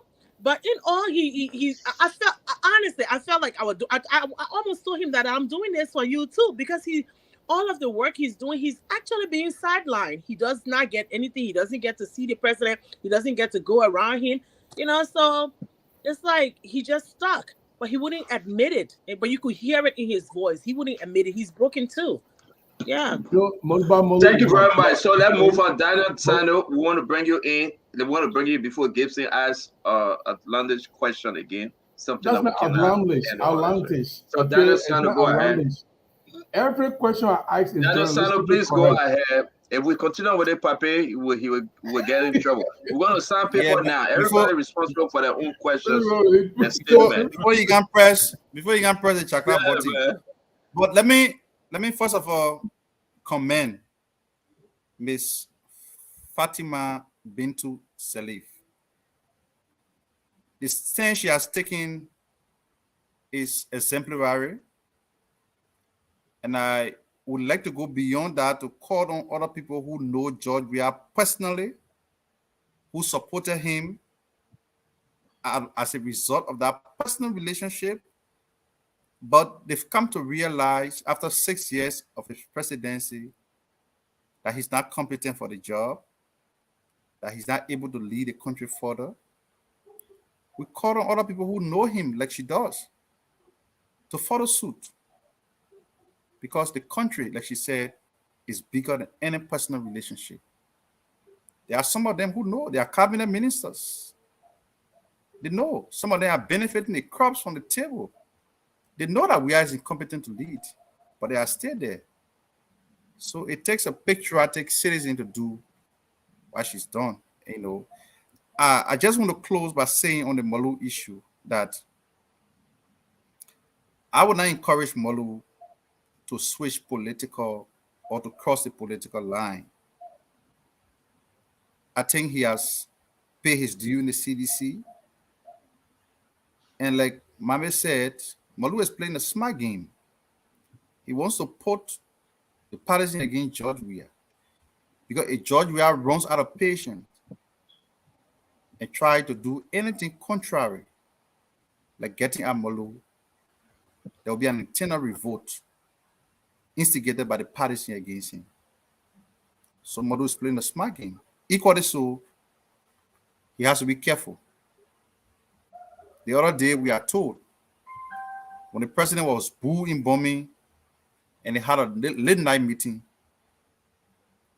we are told that the president was uncomfortable with Molu being in the room and they asked him out. He had to use the back door to exit the headquarters of the CDC. He has to be careful because there are a lot of secret killings that have occurred in this country under George Weah, unexplained deaths, and nothing came as a result of that. So he needs to be careful as he goes about it. Like we can say in Liberia, the men that is down fear no fall.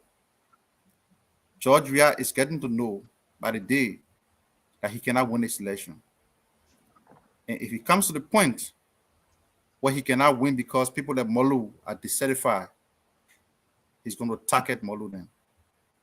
So he has to be careful. He has to be extremely careful. George Weah is a dangerous man. People who play football with George Weah will tell you. Yesterday, I had gone to Toto on the bypass, and I ran into the former medic of the Lone Star when George Weah was technical director. And talking from one thing to another, the guy said, I'm a medical doctor. From the day George Weah told me in 2005 that he wants to become president of Liberia, I drew my line with him. I said, why? He said, because I know George Weah. This is somebody who, when the team qualified for Mali 2002, were on camp in Abidjan. He said, even on the training ground, when two players stand aside to be talking, George Weah will complain that they were gossiping about him. Paranoia. So that's how small money they made this. Yes. His effort they were judging case. If you wake up in the morning as a member of the technical staff, you don't go to George Weah room, you go to Diba room, it was a problem. So the psychologist will tell you that people like Weah suffer from low self-esteem. They always like attention. They like to be first. So the things that Molu said about Weah in that recording are not things that Weah is going to forgive Molu easily. But that's why you can know a better leader. Brandon Samuka was on that recording talking how Ellen would drink Hennessy to take decision. Ellen asked Samuka to hold on. He held on until she left. Yes, your party chairman is caught up in the recording discussing you. Nobody had defended George Weah in this country than Molu. They have exposed their chest to the bullet. And for you to be harboring thank you very much. Again, Molu for 6 years now, I think it's a poor leadership on the part of George Weah. But again, Molu has to be extremely careful. Thank you. Exactly. That's where we're coming from with that. He has to be Prince Maxwell. He has to be. Though he is the president thing, but he has to be. Absolutely. He cannot do that. I mean, Fatima, hi. How are you? I'm good. And welcome to Spoon TV once again. I mean, you are absolutely right. I will get to the Molu issue quickly, but let me just tease on what you said earlier on. You're absolutely right. President Weah has, because I've analyzed President Weah's government in many dimensions. A few years ago, I wrote something for the institution I worked for at the time to send it to them as a warning, but no one spoke back to me about that. One of the things you said that the most significant thing on George Weah's presidency from 2017 to now, what you can really put your hand on, put your thumbprint on, is only the dual citizenship legislation. And I do agree with you because I came up with that same conclusion. And just a few weeks ago, I tried to inform the public, the general public on Spoon TV here of that same perspective and that same conclusion I arrived to. President Weah has done, there's absolutely no signature project, or other than the dual citizenship, there is no signature legislation. And the moment a president going through his presidency is faced with these two things, it means there's chaos immediately. But my conclusion wasn't pleased. So I went to deep dive with the issue of the Pro-Poor agenda, which should have been the president's signature economic project, economic policy, right? Something that would create a legacy policy for the president. And I realized that became a major failure. I just sent something right now to Stanton. The entire economic policy under the Pro-Poor agenda has failed absolutely miserably. A few weeks ago, Mr. Remy, I went through some critical statistical analysis that's been done by internationals all over the world on Liberia. And one of the things that really shocked me, and I've sent that to Stanton again as well, is the decline in the military spending in Liberia. So what we are seeing in Liberia is the relationship crime increase versus military spending decrease. Before 2017, and you can see a sharp change before 2017, the entire military spending was above 1%. As soon as Josh Weah took over in 2017, it reduced to 0.03%. Yep. And it has remained on that level since. The question that came to my mind as an economist, where did the money go for social spending? Absolutely. Where did the money go for social spending? Now let me come to the Molu issue. A few years ago, I was going through something very difficult. And I happened to have called John. I happened to call Moluba Molu. And Moluba is a very kind individual, believe me. Very, very He's a very kind individual, and he listens very, very well. But something shocked me as you said, it's almost like you were reliving what I lived, Fatima. When I spoke to Molu, it was his voice, the tone of his voice. He said to me, Maxwell, how can this even be possible? And he went on to give me all of the accolades. He said, Max, I will make sure I go behind it. And he said something that now transcends where he is today. He said, this should be an institutional issue. Now, John Molu is an institutionalist. Moluba Molu is an institutionalist. And he's lived in that perception for a long time. What he's failed to realize right now is that the CDC has moved far away from being an institution to now being a gang of families.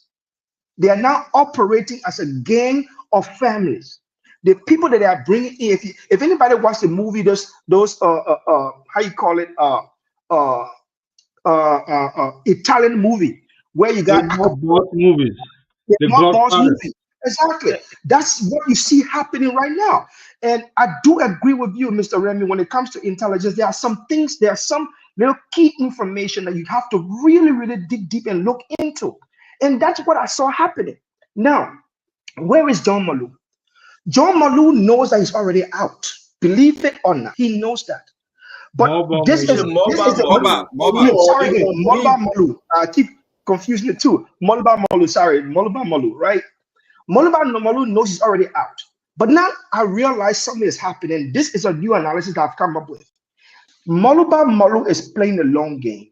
Why is he playing the long game? Moluba has realized that CDC base is like an oil, an oasis of oil that will always be there for tomorrow.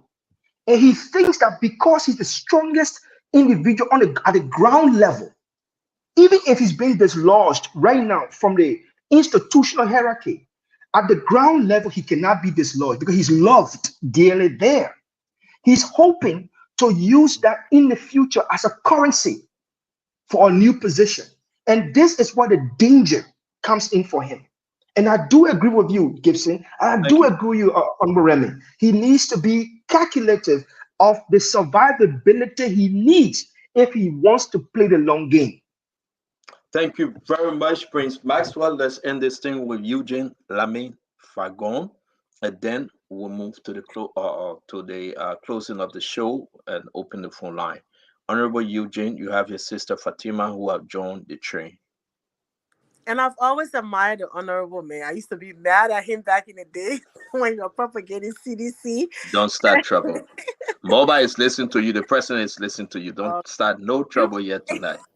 But Fatima, what made you to join JMB? I mean, you have no right again to ask. I could tell you, Mr. Question. Fatima, don't answer him. 30 seconds.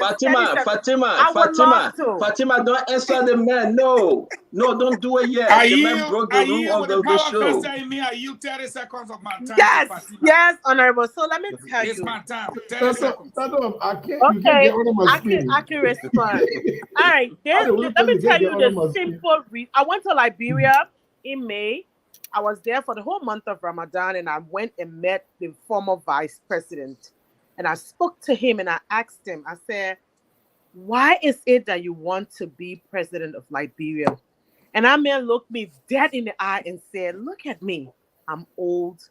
I should be laying, relaxing, and enjoying my life? Why is it when something happened to me, I have to go to Ghana or these other nations to go get help? I want to get help in my own country. I want the people of Liberia and myself to go to the same hospital, for our children to go to the same school, to ride on the same roads, and to do the same things. He said, this is what I want for Liberia.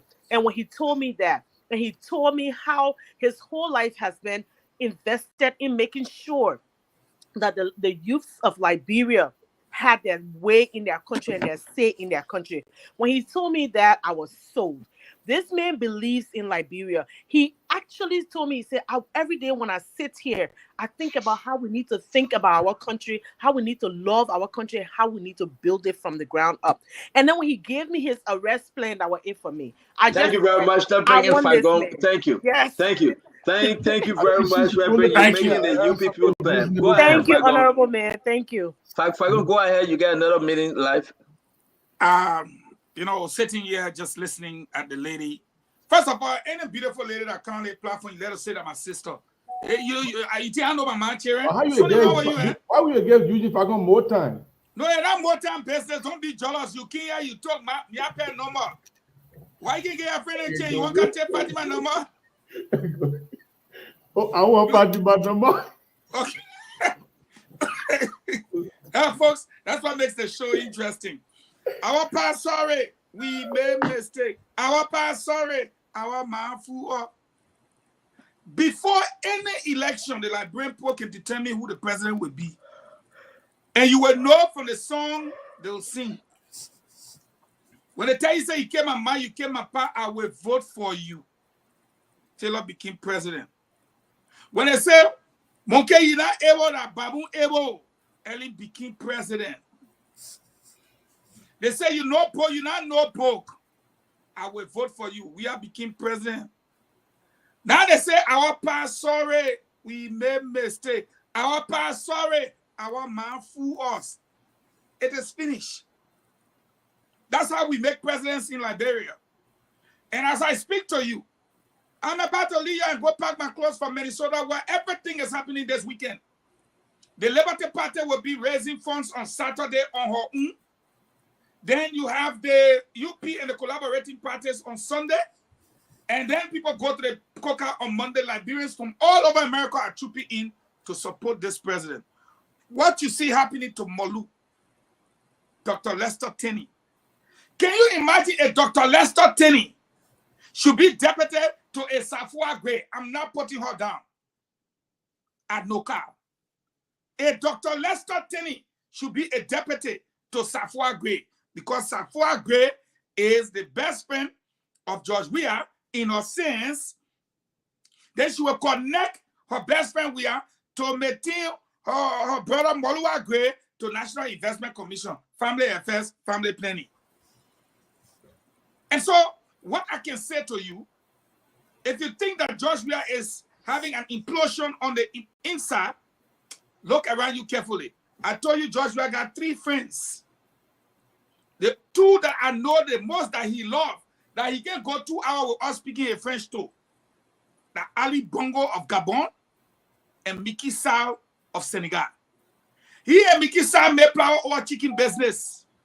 At that time, I was still there. Fatima, you laughing? They made flour over chicken business.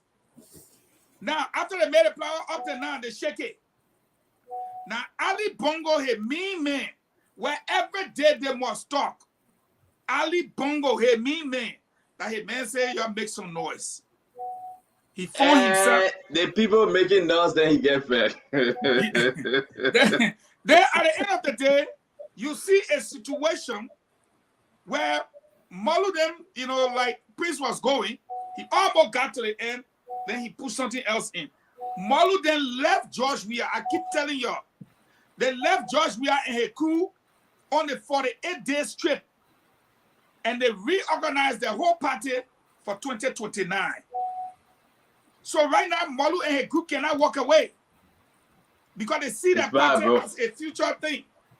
It's bad. So George Ladies Weah and gentlemen, wants to dislodge them in the interest of a Southeastern coup. And this is not going to work.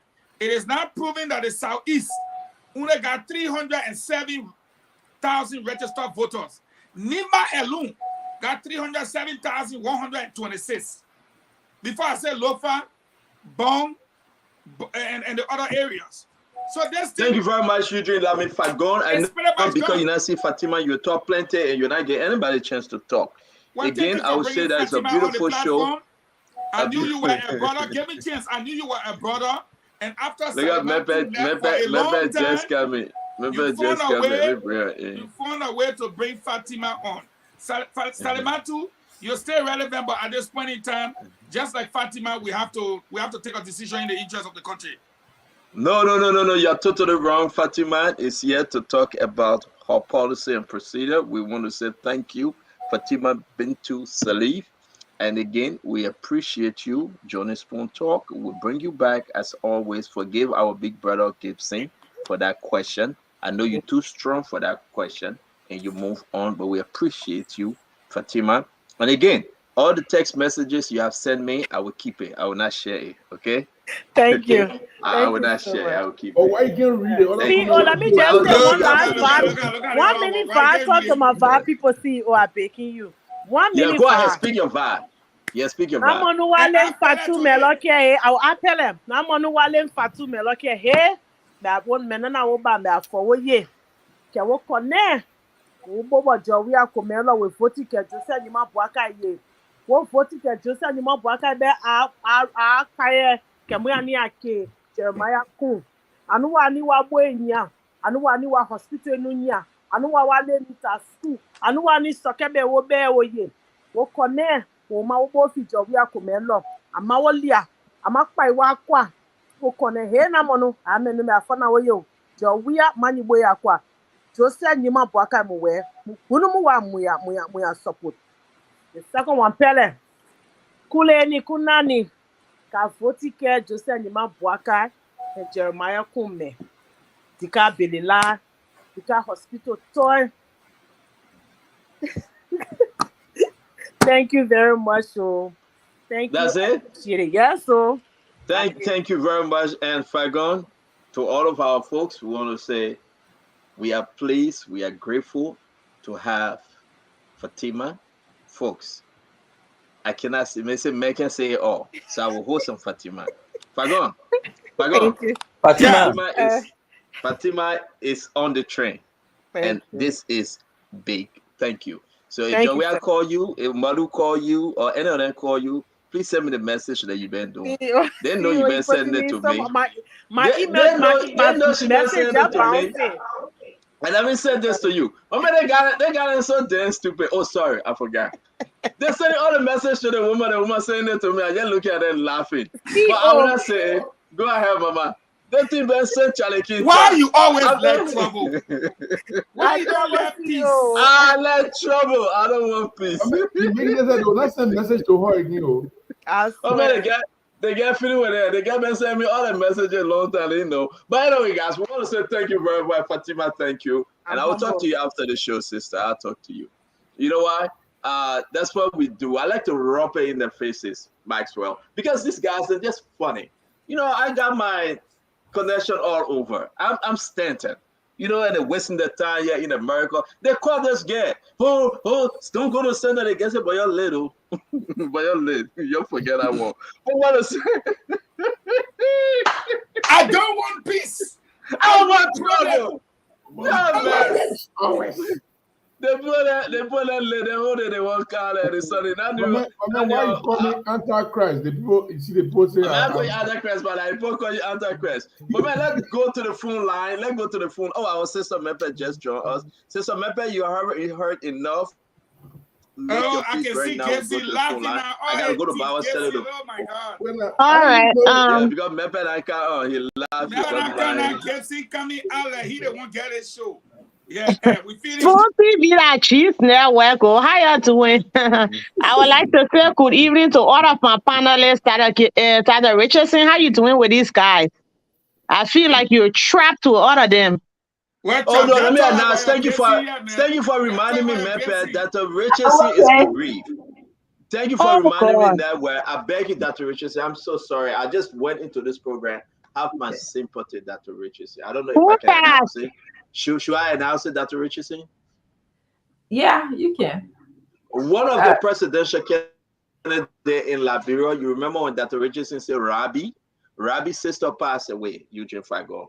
You called her when she said Rabi. They were a childhood friend, grew up together, everything. His sister in Liberia, Rabi's sister in Liberia, passed away.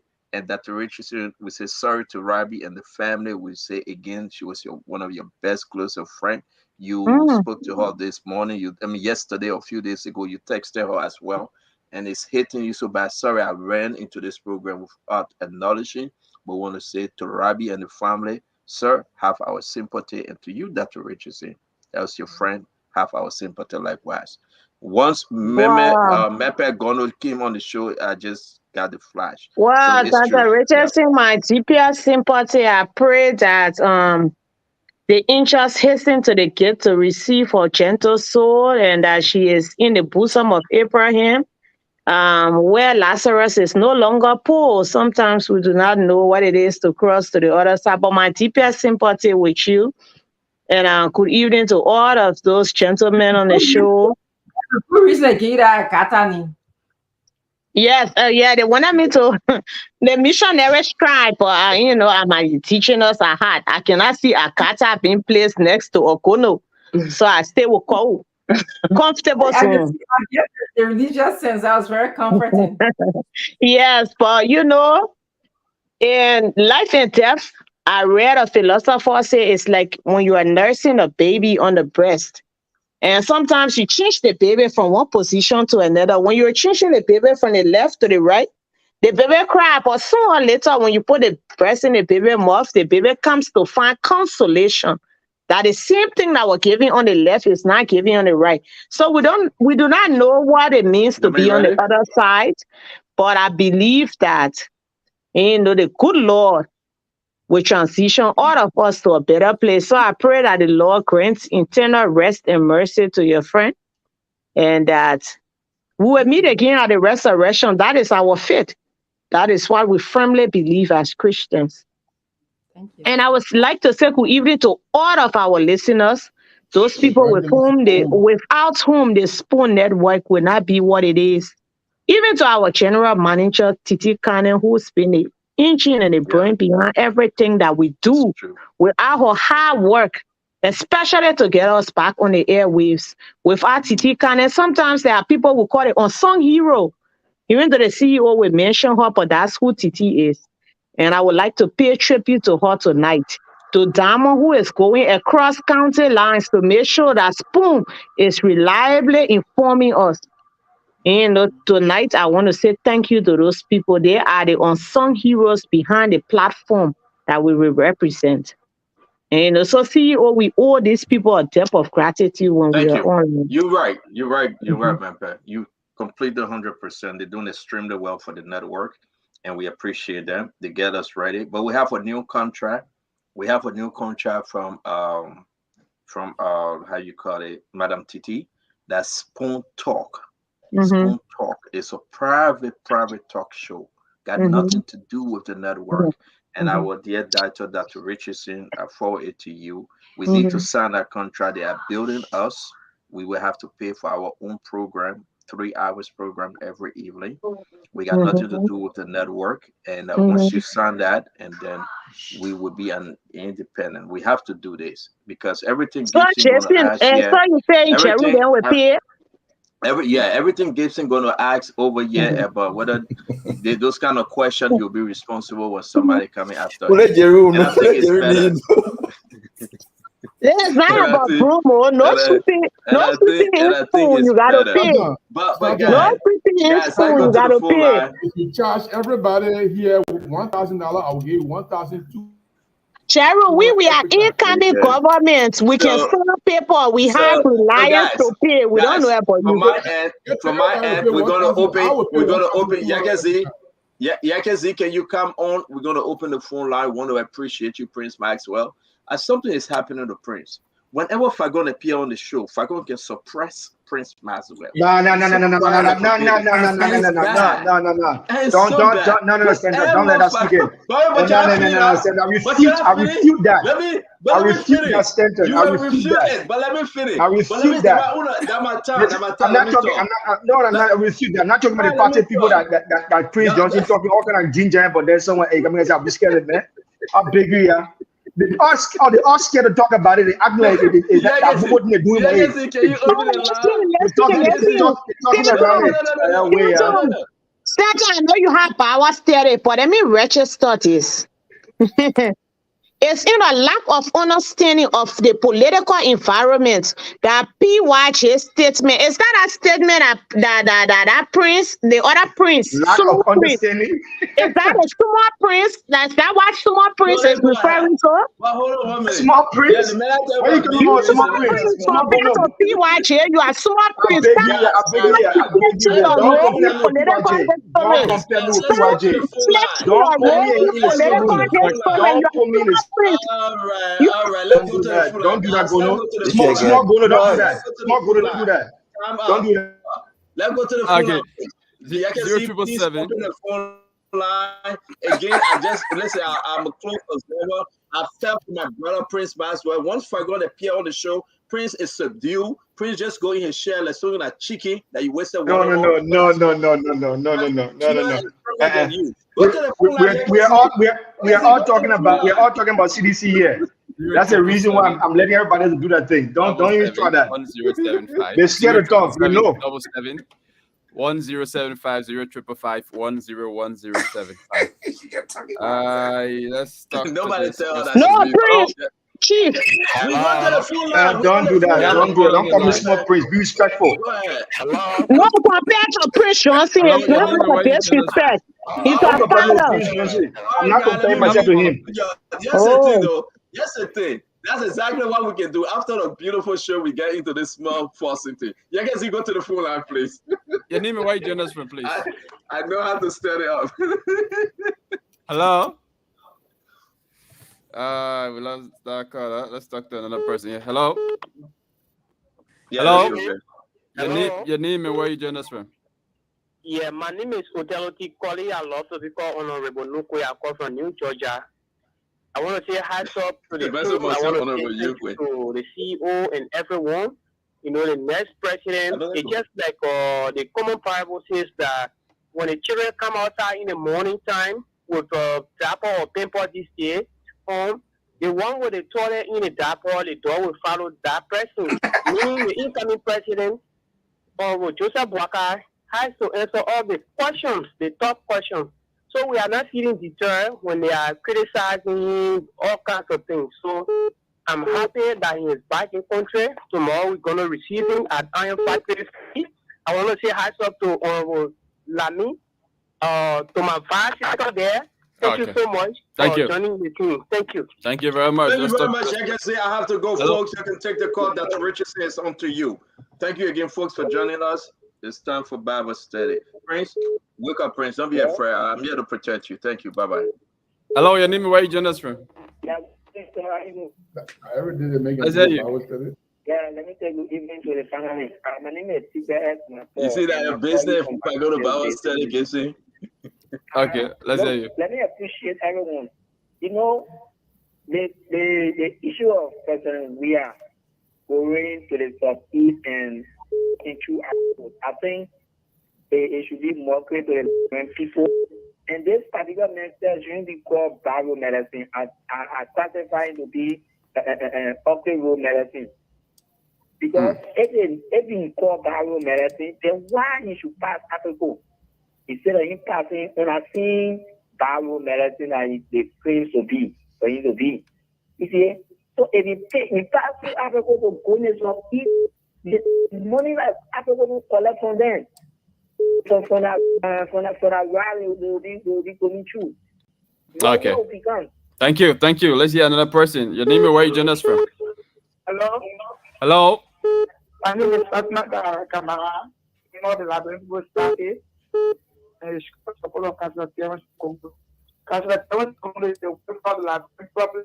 Our first spoon talks every day. I start reaching out to the leaders. There is no way that I can pick up my call. But Casateros Congo is the best opportunity. Nobody should mislead. Down with old rolling government and down with new road government. forward with Casa Chairman Congo. It's the best among the best, and Carlos enough is questionable. Hello? Thank you very much. Let's hear you. Your name and where you join us from? My name is Elton Nimo. I call from the rescue center in Masari District, Mana. Okay, let's hear you. Okay, yeah, I just want to thank God. Thank you, and thank you guys for providing us this platform to express our thoughts. That is just very common and clear. We've seen a switching of people from the CDC government and the CDC empire because at the end of the day, all of people within CDC know that Rescue Mission is about to win, or Rescue Mission to win this election. So everybody is on the right side. Everybody wants to be on the right side. The mobile model wants to be on the right side and be protected tomorrow. So that is just common, or that is just common for sure.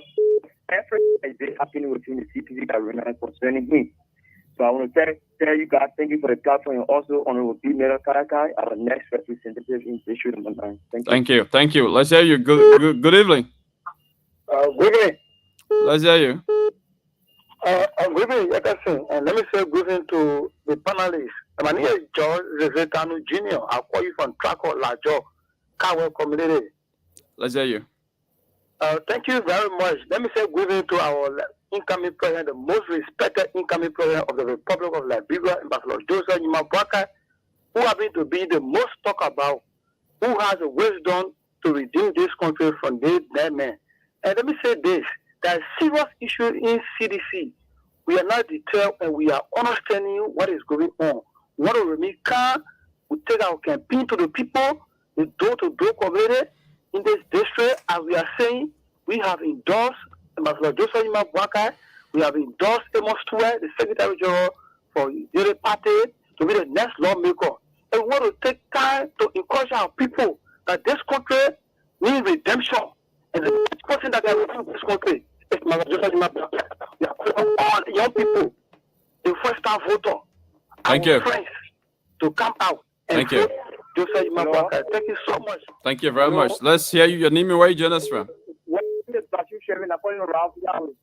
Okay.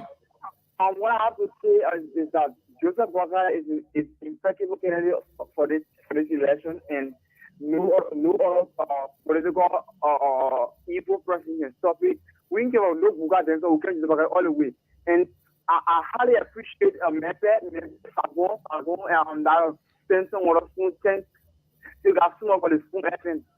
Thank you. Thank you very much. Thanks for calling. Let's talk to this other person. Good evening. Thank you. Thank you very much. Let me say a pleasant good evening to all of the panelists. My name is Hussein Keru, and I joined this time from District Number 2 around the Jacobtown Belt. So let me firstly appreciate you for the effort applied to ensure that you propagate the message of Vice President Mbaka and ensuring that Vice President Mbaka should be elected as President of Liberia. And it's just simple. Now, our people live in complete poverty, destitution. So the people have resolved to ensure that former Vice President Mbaka is elected on the first ballot. No matter what they think, no matter what they say, CDC have already received that defeat. It is a clear indication that former Vice President will be elected on the first ballot. The people have resolved, and this is the popular man of the people, that Vice President Mbaka will be the next President of the Republic of Liberia. Thank you very much. Thank you. Let's hear this person. Good evening. Your name and where you join us from? From Chapel Hill. Let's hear you. Yeah, the road manager is bragging about, you know, how to build a road from Freeport to Red Light. They have the other road to Niku Town from Freeport to Douala. That road has not been built. The road fund have been squandered by summer tours to pay weather and relations. $30,000. It's a waste of money. And these lawmakers are not making money. In fact, I'm advocating that lawmakers' salary should be reduced so that we can have other development like health, schools, and what have you. But the CDC government is actually put money in pocket, they must go. Thank you. Thank you. Thank you. Let's talk to this person. Hello. I'm sorry we can't take you. Walk away from your monitor before calling us. Gibson, we're hearing you. Can you mute yourself, Gibson? Hello. Hello, are you there? Yeah, hello. Let's hear you. Yeah, thank you. I'm Sam Omar Coker from Ghana. All right. Thank you for the information. This CDC government under President George Weah is doing extremely well. It's making sure that with the level of development, unprecedented development is ongoing, and the people are convinced that they will vote President Weah for the second time to continue this development, to compare 12 years of CDC to the 12 years of Unity Party. That's what we're going to vote and do the comparison. Thank you very much. Thank you very much. Let's talk to this person. Hello. How you doing, my dear brother? I'm okay. And you? Let's hear your name and where you join us from. Thank you very much. You want to walk your River Meridian all over the volume, please? We are getting a feedback. Is it okay now? Better. Let's hear you. Okay, thank you, brother. We'll take two more and then we close. Trying to close at 7:30. Well, I want to appreciate all of the panelists. And let me also extend my greeting to the CEO, Mr. Spoon. God will continue the blessing, and also my sister Lau, who he married to. God will actually bless him. Whatever he desires in life, God will give it to him. No, when it comes to this government, we the youth, we are the one that elected George Manuel Weah. And we are saying that we don't need him again. Nigeria has spoken. The next president is JMP and Jeremiah Cohen. So, whatever they will do with George Washington, we're only asking God for long life, good health to see October 10. Okay. And then we'll walk to the pool. Thank you. Thank you very much. So much. Thank you. Let's talk to this person. Hello. Hello, your cousin. Hello. Your name and where you join us from? This is the Vice Chair Administration of the Baka Constituency, Vice Chair for Operation Mobile Movement for Better Liberia. Okay. On the line. Let me say hi to all the panelists. Let's hear you. Instagram, when CDC was in the opposition, the Unity Party was spending money to go outside for the other countries. He said Unity Party was wasting money.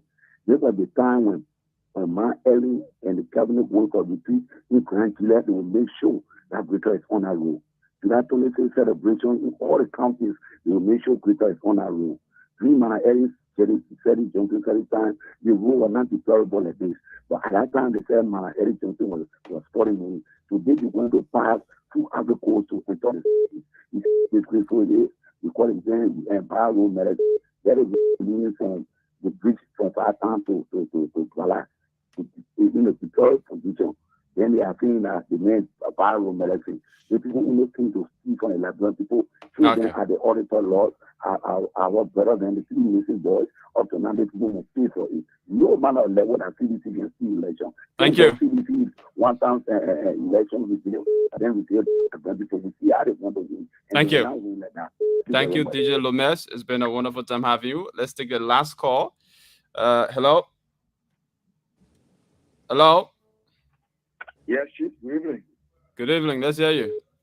Thank you, Chief. My name is Bill Gay, and I do join from Ria community, Represent Station number 2. Okay, let's hear you. The rescue mission. I would like to appreciate the panelists from the U.S. and the journalists from Liberia who are also buttressing the effort of the CEO to ensure that the Spoon Talk is well maintained, is well managed. They ensure also that it goes across the national 15th sub-political division of Liberia. Now, to the issue, I would like to use this opportunity to encourage Liberians to think very meticulously. In a sense, you don't need a rocket scientist to tell you what is unfolding within this government. Now, the detrimental leadership of this government, it has imposed massive poverty on we Liberians. That today, my brother, we cannot even afford a common cup of rice to eat. If you do your own statistics, your own comprehensive research, your comprehensive observation, you will also observe that Liberian goes to bed with hunger around 80 to 85% who cannot even afford.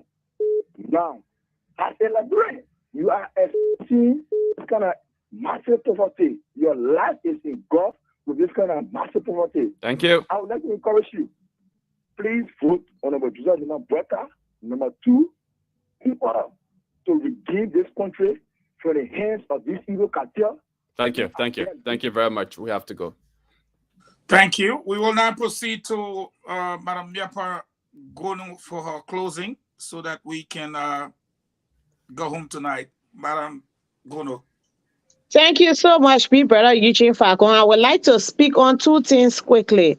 I'm sorry that Prince Maxwell left the line, but let me know, I just want him to know that it is with no affront that I refer to him as small prince. It is because in our society, seniority is greater than fame. Compared to PYJ, he is small prince. Society and our tradition, it takes so. Let me tell you something. It's not you in particular, Prince Maxwell, but all Liberian people. Unfortunately, yesterday I had to go in the woods in a college campus to, bid.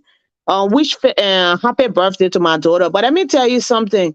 There's noise been going around about this Prince Johnson tip. I want to address 2 things tonight quickly in this summary. And I look at people and say, is it out of hate, or is it that our people are too limited and politically simple to understand what Prince Johnson was saying? Prince Johnson's message as depicted in that audio was simply speaking to the people of Nimba. It was counter-centered, unique to our environment. What was Prince saying? Let me break it down to those who lacked fundamental understanding of Nimba politics. Nimba, you are a powerful county. Over 300,000 registered voters, very affluent people. Our people are not hungry. In Ganta, nobody go there with $10 for 14 cards. No serious-minded person will listen to you. I will not call places, but it's not like other parts of Liberia. So I'm telling you, Prince Johnson is looking at the people. They have 2 prominent sons in the race. One of them that Jerry represents. He is a presidential candidate in these elections. We are on the side of Jeremiah Kuhn, who is a vice presidential candidate. An ordinary person will say, if Nimba must vote, let them go for the presidential candidate, because with the presidency comes a lot more in terms of representation. But Prince is telling his people, Tiawan is also our son. He does not have a lot of chance. Even though our candidate, Jeremiah Kuhn, is number 2 on the ballot, but he is the vice presidential candidate to the most outstanding candidate poised to win, who is advanced in age. He is not going to be just an ordinary vice president, because this is a man who was vice president for 12 years. And understood what it meant to be a pack race car. He is going to elevate our son, who is going to go on many missions for us, who is going to bring the bias to the table. This was his message. It is only out of political dexterity that Prince Johnson spoke. So to see people now coming to play politics cheap, thinking that they can bring a divide in our campaign, I pity the condition of anybody who will repeat that. Prince Johnson spoke out of political intelligence, a message tailored to the people of Nimba. That you may have one more minute. Honorable Pagon, I will beg your indulgence that you yourself give me one more of your meaning. He is saying to the people of Nimba, yes, that even though the one we represent is number 2, but this position will not just be ceremonial. The Constitution says it will be what a Joa go to Bon County and say, I will not be a packer.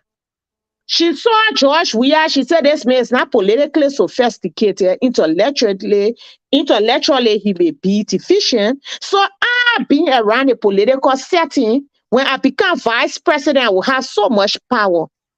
Unfortunately for her, she was deeply suppressed. But she told the people of Bon, vote for me and the women of Liberia because I will not just be a pack race car like Joe Boyka. That is voting. That is campaigning. When you campaign, you have to sound convincing. And that's what PYJ did. So I want to rubbish that notion that is meant to, to step our campaign. The second thing, I would like to disagree with people who passing around with that fake news about the 50 million. I'm a panelist here. It's a fake news. Nobody should mislead our people to go to the CDC thinking there's a 50 million there. That campaign is even more broke than the campaign of Gonglo and Kumis and Boyka and all of those.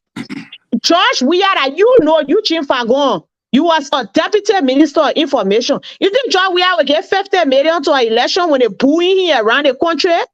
CDC has no 50 million. We are struggling to get the people attention. But now the people are going to focus on the people who can deliver. So there's no 50 million. That news I heard yesterday. Oh, you might have PSC. She got one man in the bank. She can get money to and carry. The first thing anybody who know you might have PSC, she the catch can hire him. People say she's the most professional person in the government. You might have get access to job. There's no men are coming for money. I don't believe so because of one reason. Their campaign is struggling. They cannot even pay civil service. Because our people, some of them are on the fence, they just want gravy. It will start telling them that there's so much money in one place. They will start saying, let's go for 50 million when they call in for t-shirt. There is no 50 million. The people of Liberia will vote October 10. We got 3 more people. And their resource and their vote will be counted. There is no money in our campaign. Vote for Omen Boyka for change in Liberia. Thank you. Thank you. Gibson, you've been very patient-minded. Thank you for being patient. But again, Kou was speaking, and because you got her number, we thought that you would enjoy it. Go ahead, Gibson. I don't even have a number anymore. I lost my phone. Anymore? No, anymore. I don't have a number anymore. That's an intelligent way of asking for it. I lost my phone. When you pledge your loyalty to Omen Boyka and you join the rescue team, you will have the numbers. Okay, no problem. Okay, go ahead, Gibson. Thank you very much. Gibson, go ahead. There are 2 things or 3 things I want to just quickly, in less than 1 minute, clarify. I'll say here. The first thing is the question I asked that lady is a very good question. When people come on the show and they start to say, "Oh, the president can call me directly," the notion that the ordinary people have is you are George, you are girlfriend, even if it's not true. That's why I asked the question. And I help her image. I help her reputation. And somebody want me to apologize for it. I did good for her.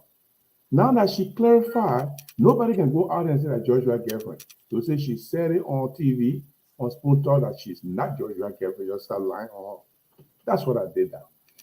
The second thing is, Jesus Christ. I disagree with you, Cole. You see, in this word, it's not what you say, it's how you say it that matters. If Prince Johnson had just said, Jeremiah Kuhn's responsibility as a vice president is to help the president to succeed, and that is exactly what he's going to be doing. Nobody has problem, but when you use the issue, then you confirm what people have been saying. For example, I pass in and say, but who are they? Say, oh, the Accra Mel. Even though you're directing people to me, even though you're showing me, but the fact that you're using that crime and say, oh, that girl is tribalistic, that she won't be tribalistic. That's how the way you say it, how you say it makes people to think otherwise. But I want to say here that the Councillor Gonglo, I never see a basic presidential candidate in my lifetime than Councillor Gonglo. That man is in the streets everywhere, Secret Pierre, Ganta, Morovia, back to Nema, Bon County, back to Morovia. I am so astounded. Look, I've made the best choice in my entire life to support this man, and I believe that he has a plan for this country. And I am praying every day. I'm praying every day that he reach to that mark. Let the Liberian people see the kind of person he is. the kind of honesty that this man has exhibited through his life, the kind of integrity that we have seen in this man. This man is a purpose-driven individual. And this man has gone to almost 365 villages in Liberia. Going to the southeast, the car broke down. His sharp bus, the car was parked. He said, I'm not stopping. I'm going to achieve my mission. Y'all bring the motorbike. He sat on the motorbike and went in the villages, in Sano, in Maryland, in Grand Cru, in River G, and came back to Monrovia. That is the kind of person we want, the person who wants to go in there and see the condition of the people. Look, I tell people, if you miss Gonglo, you vote for anybody in the election, we're going back to square one. Gonglo is the answer. This man is the answer. Don't follow the wind. Look. Now, are you following the wind? Thank you very much. I'm not following Thank the you. wind. We'll now go over to Prince. I'm not following the wind. I'm following the best man. Yeah, Prince, go ahead. Thank you, Eugene. First and foremost, let me just say that my candidate, Dr. Moniba, has been very, very busy today. He's been engaging the Liberian people. Today he was in district number 15 in Logan Town, one of the most populated communities, engaging with the market women, the Yana boys, the Bana boys, the Zogos, the mothers and fathers. He was actually really speaking to the people today. And also today, he, within his busy schedule, to really, really engage with the Liberian people, whom he loves very, very much, very, very dearly. He also took his time to go to OKFM. The recording of the interview is on social media. You can see it, to answer questions, to give his views and his aspiration for Liberian people. He was with the candidate, Francis Darius Dixon, who is now leading in the polls in Logan Town, seriously, because he's been, he was born there. According to the information I received, he was born there, he grew up there. He has had many, many business in that community since the 90s. He's done extremely well, he's well known. I also received information that he graduated from St. Edward's Catholic School. He has attended St. Edward Catholic Church. So he's really, really known there. So he's a grassrooter of Logan Town. And he's definitely going going against the incumbent that is there to take him out because he has not represented the people. So that is absolutely clear. On the issue, let me come back to Mape. Mape and myself have been on this show for a while. And there is one thing I have noticed about Mape. Name calling has never been her thing. Never been her thing. Attacking personality has never been her thing. And I've seen that. But I'll say this. The fact that I mentioned Prince Johnson recording and she attacked me directly like that means that it's a serious affair within the Unity Party. And it's so serious that it has embarrassed her, that the only way out for her right now is to attack anybody who speaks about it personally directly. Normally, it's okay. I'm fine. I got thick skin. I can understand that. I've already respected. I'm a tribalistic man as well. I've already respected my people, my other people in Liberia as 100%. But it's clear. Prince Y. Johnson, insinuated a possible constitutional crisis, and you try to make it seem as if it is a counter issue, which is far above a counter issue. The man was talking about someone who will possibly become a vice president. He was speaking to the people of Nimba. That's why he spoke in Kio. Please give me a chance. He was speaking about a possible vice president who will become a vice president to a possible president. That is a constitutional crisis over there. He's saying simply that the individual who could possibly be president, if Unity Party goes ahead, could become a lame duck president, and the vice president could do his job. So as a result of that, the Nima people will be much more motivated to vote for him. That is insinuating a constitutional crisis. because the Constitution says this president must do his job until he dies. So how can a vice president be doing the president's job, the president stay alive? That's a possible constitutional crisis. And the second key issue there is, he also made direct reference to a possible, to a final fight in the party where they took out a key party alliance members, Madam Kanga. He said it clearly. We took her from there. They wanted to make her vice president, but I made sure that she moved from there so that Kunga became vice president. He said that clearly. That was a justification for the people to support him. So by coming on here and trying to change this conversation to make it into a personal, is unfair to Liberian people. I would expect that the Unity Party be responsible to this and come up with a clear statement to Liberian people, because this Prince Johnson is an Easter egg. That's not the first recording. It's not the second time he's ever said something like this. And the Liberian people need to understand it's the Unity Party dysfunction, because there are a lot of dysfunctionalities coming out of the Unity Party. And this is bad. And this is the reason why the generational fight that we're talking about, the generational change that we keep talking about, is very, very important. Because we see that within the Unity Party, the older generation cannot even keep themselves together. The constant confusion and fight that comes out of there confuses everybody. This is not how politics should be played. I mean, I disagree with Gonglo 100%, but I don't see this coming out of Gonglo's party. I don't see such dysfunction coming out of the other parties that are there. So this is clear. So to come out to try to deny that when the recording in the main voice is absolutely clear, and trying to frame it as a counter narrative is absolutely a disservice to Liberian people. So I hope that your change that because narrative is now working. Now, so we come down to the border issue. It is clear what is stated on the tapes. It is clear that Prince Johnson is right. And it's clear that it is a problem for Liberian people. So you got 30 seconds. The Liberian people should understand that when Dr. Moniba stands up in public and tell them what they already know that is happening to them, it is a clear fact that we need to move into the future and make Liberia a better place. Abdullah Mame? Yes, so maybe statement about the campaign resources, she need to look at it in the context of what the document says.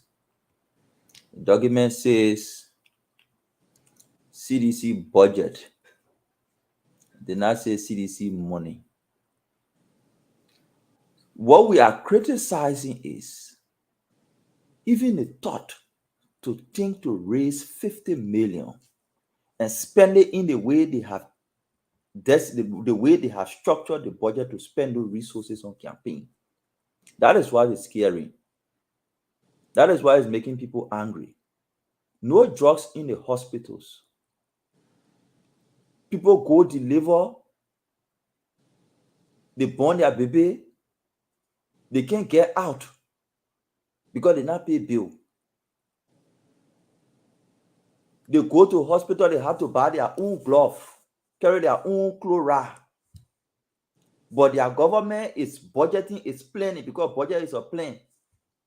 The government is budgeting and planning to spend over $600,000, $40 on people for campaign. Whether they're doing it or not, the mindset to plan to go and get that money is what we are criticizing. So yeah, it can be a budget. So if somebody heard about it and decide to go there, if you go there, you can get it, you get disappointed like Molu and other people. And you will come back. So yeah, there are 50 million there and decide to go there for it. If you go there, Joe, I will not give it to you because Finabuno has the money. Eugene Nangwe has the money. Even the people party structure struggling. Counties leadership are struggling to get the money. But the money is there. Few people get it, Finabuno get it, Eugene Nangwe get it, George Weah get it. Keep it right in your house and managing it himself. So if you hear the need and decide to go there for it, you'll be crying the same way Molu crying. You'll be crying the same way the county leadership in the different counties are crying. You'll be crying the same way the auxiliaries are crying. But we don't want to erase the fact that the party sat down knowing that people do not have drinking water to drink right in Monrovia because all the water systems fall. People cook soup to eat 3 days. They're not having freezer to their house. You go to the hospital, you got to buy your own medicine, you buy your own glove, you buy your own chloride. Their government is not concerned about that. Police not get pick up, but they bought brand new pickup for their campaign. That is the message we're sending to the people. So if somebody saw 50 million or 100 million in a budget, you don't say CDC bank account yet. You say this is the plan that CDC has to campaign, to win. They want to spend 50 million.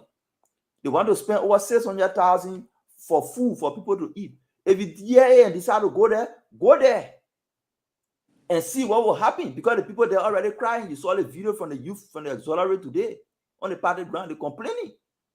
You see the party chairman himself is complaining. Chairman in different counties are complaining. So yes, the money is there, but who get the money?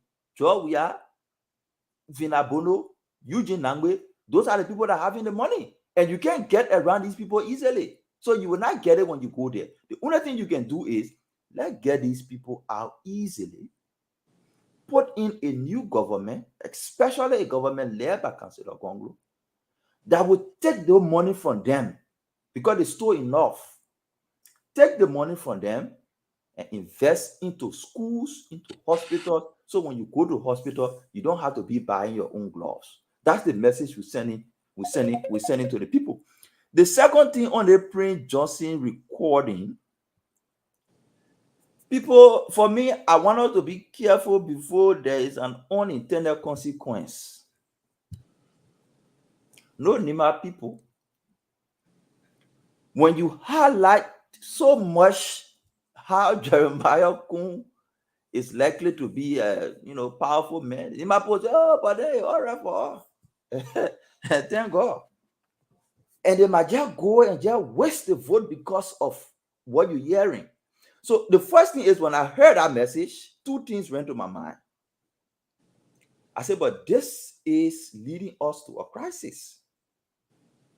The second thing that ran to my mind was, Prince Johnson could be smartly playing on his people. So that way I found myself. That message is a message that stimulates the people in Nima County. It motivates them. It makes them happy. But nationally, there is some level of consequence nationally. Like the way Prince thinking, other people are also thinking that way. But if the way Prince thinking, people are actually thinking that way. They're not Prince alone thinking that way.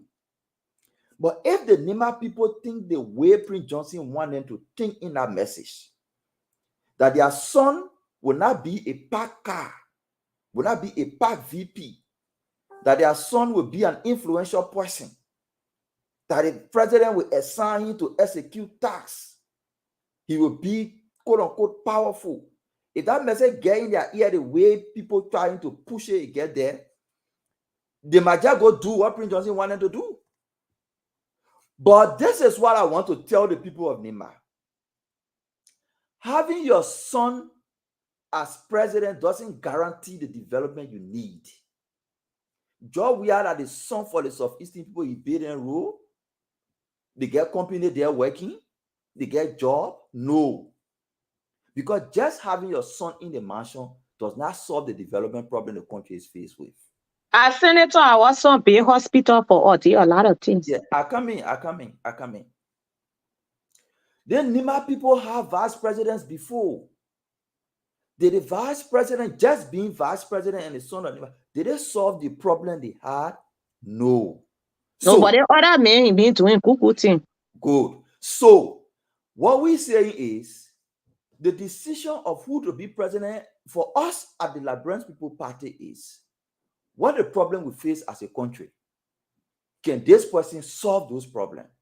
And we are answering yes, we can solve it, and give different examples on how we can solve it. So we don't, for me as an individual with the Liberian People's Party, I don't want to go with a narrative that will stimulate Nimbayans to go and vote for their son on the basis of what they hear. I want to speak to Nimbayans and tell them that look at Grand Jide, look at SAP, look at Grand Crew, look at the Southeastern region. Just having your son doesn't address your problem. But this is what addresses your problem. Having a leader who can fight corruption and use the resources to transform your life. And that leader we all see is Councillor Gonglo, and is the man we want you to support. Not because he's your son, only because he's able to solve the problem the country is faced with. Well, our son has a reputation of development. Look at our hospital. Go, we gotta go. Don't start new debate, please. So thank you very much, folks, for joining us. I will just say for my short debate, those of you who said Sierra Leone got 1 round, so you two will get 1 round, you probably want to think what Sierra Leone got yesterday too. They got sanctions getting ready to be poured all over them like molten lava from a volcano. So if you wanted to, then go for it. The second thing I would like to say is in connection with the $50 million. Those who said that Anyimade PSC getting money will carry it means you've not worked in government before. You don't know how the government function. You have no idea about government. You might have get 50,000 million to anybody that lie. They get no money. Nobody will vote for them. My closing, I beg you. So there is something called the consolidated account. Since the 16 billion issue came about, the government of Liberia, the World Bank, the IMF, all these people got a team working right now at the central bank together. Everything that comes in that basket, everybody eyes it. So there is no way money will come into the consolidated account and anybody take off 50 million to go say they went to capping with it, with America watching, with IMF watching. So that whole nonsense about the central bank, erase it. If there is any money that will go to the campaign, it will come through what we call Reba, where the gold from King Jaw is brought to Monrovia to be flown out of the country. They took out Jawia and they gave it to him. What we know so far is that they send the air people them to the hotel. They take the plane, they fly to Burkina Faso. They sell it, go there. They bring the cash back. They give the people Cessna plane to them, which take about 12 people, and they carry the physical cash. That's how they're operating. But no money comes from the central bank.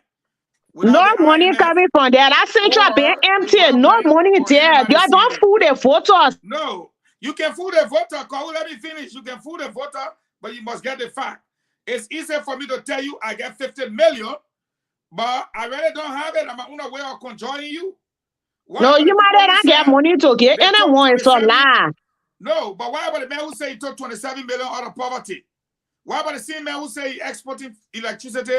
People are hustling, so we cannot erase that, like Mambe said. But we cannot be elevating it because the plenty people will not be on the show. Let me close. You can't say what, you know the people argue with money now? Yeah, no, nothing wrong with that. We can disagree to agree. Hold on now. It's out there. That's why we are here. We must be able to say it's not possible, but we can't tell them not to lie. But we can tell them how it is, and that's what I'm telling them. Yeah, that's what we should do. That will come out of central bank 50 million. How you will take it from there? World Bank watching, IMF watching, the US watching. How you will take it? No way. Let me that story. It's not going to hold. The idea that Anyimade PSC will go pick up, that's fake story. What I want to say, I want to respond to something my brother in 1 minute 30 seconds, what this year had to say on the closing argument.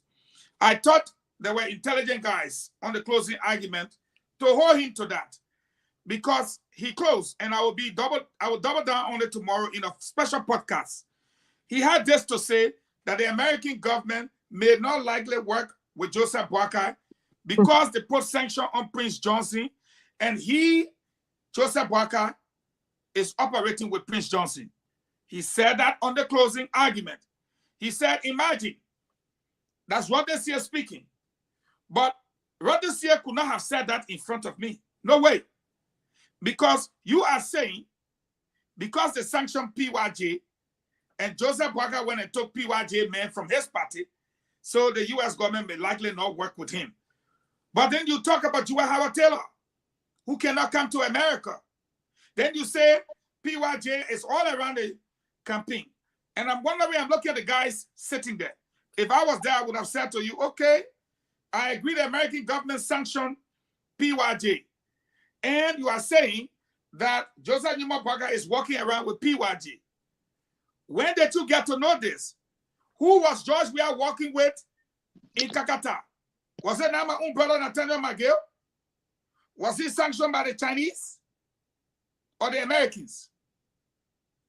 Who will George Weah walk with? Is it not Bill Twawe? Was he not sanctioned by the Americans?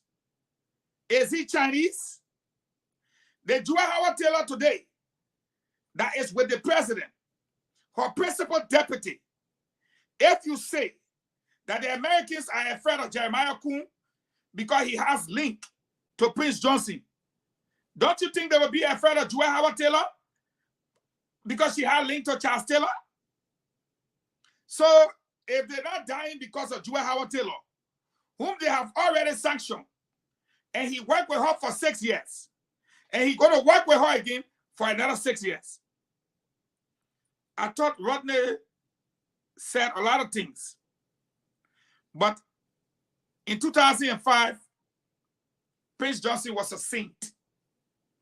In 2011, Prince Johnson was a pope. In 2017, Prince Johnson took on the title of Angel Gabriel because he saved the political cartel. Now in 2023, Prince Johnson now is seen by the simple few as a devil. In closing to my dear brother Prince, the Prince Johnson you know today is the same Prince Johnson yesterday. When you were hanging out with them, when other people work with them, and will be the same Prince Johnson forever. I never hanged out with Prince Johnson and the rest of the other group of people. Let me make it clear. The Prince Johnson of today is not the same Prince Johnson. The Prince Johnson of today is a sanctioned. Yeah. I served in the Liberian government. Today is the same Prince Johnson 2005. No, I understand. 2011. But he never had a record. Let me do my closing. My closing. Okay, you're right. Unless you got a different Prince Johnson to show me, then we'll hold another debate for another time. But this Prince Johnson today is the same Prince Johnson that was there 2005. It's the same Prince Johnson 2011. Same Prince Johnson 2017. It's the same guy today. You mean the TRC inducted Prince Johnson? No, what I'm saying, he's not a different human being. He is not a different human being. That's the same human being. Until he died, the other Prince Johnson we know is Prince C. Johnson, Chief of Staff. But this Prince Johnson is the same guy. And the Ellen and the George Weah and everybody, when they needed him, he was good. Now he doesn't want to be with them, he's bad. But the cream de la cream of the matter is that a veteran journalist, my own brother, made a mistake to say the Americans may likely not work with Joseph Boakai because he has a Prince Johnson prodigy. I don't think Rodney was wrong. Wait, now hold on. Right. I'm not saying Rodney is wrong. My argument is to the Liberian people. Now, I am saying to the Liberian people that if you said they will not work with Prince Johnson is not on the ticket. If you said because of Prince Johnson influence and the sanction on him, they will not work with Joseph Boakai, then of course, you now look at McGill and George Weah. That's the same sanction, bro.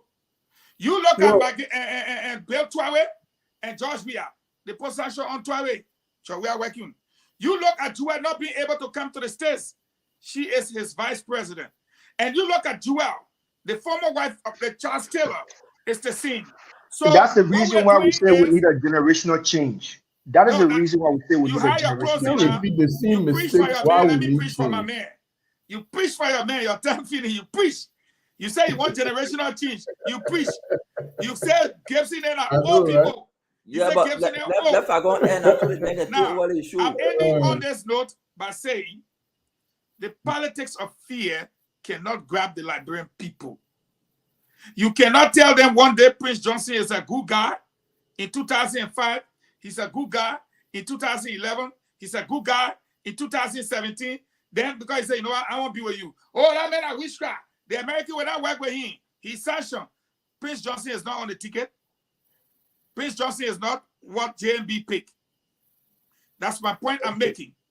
And if you think because of the proximity people have to other people, they should be punished, then we'll start with Nathaniel McGill, we'll go to Bill Twaway, and then we'll come to the vice president. So who should be punished here? It's 3-1. I respectfully submit, guys. We had a wonderful show. Gibson tonight. You saw me up there. I'm very grateful for you. And Small Prince. You did well, Small Prince. Big Prince. Never way in Georgia. Then we don't ask you whether she had. We ask you. We don't ask you. If you are in trouble, we ask you tonight. How you exactly to know they get lady in Georgia? I talked to her. She told me. You wanted to say I been there. Okay. And you talked to her. You told her that they full normal laws. Now you say you talked to her. By what means? I changed my phone, man. Yes, sir. A special one from the CEO, Stan Tony with the spoon. And you Friday the Southern Band. Charging.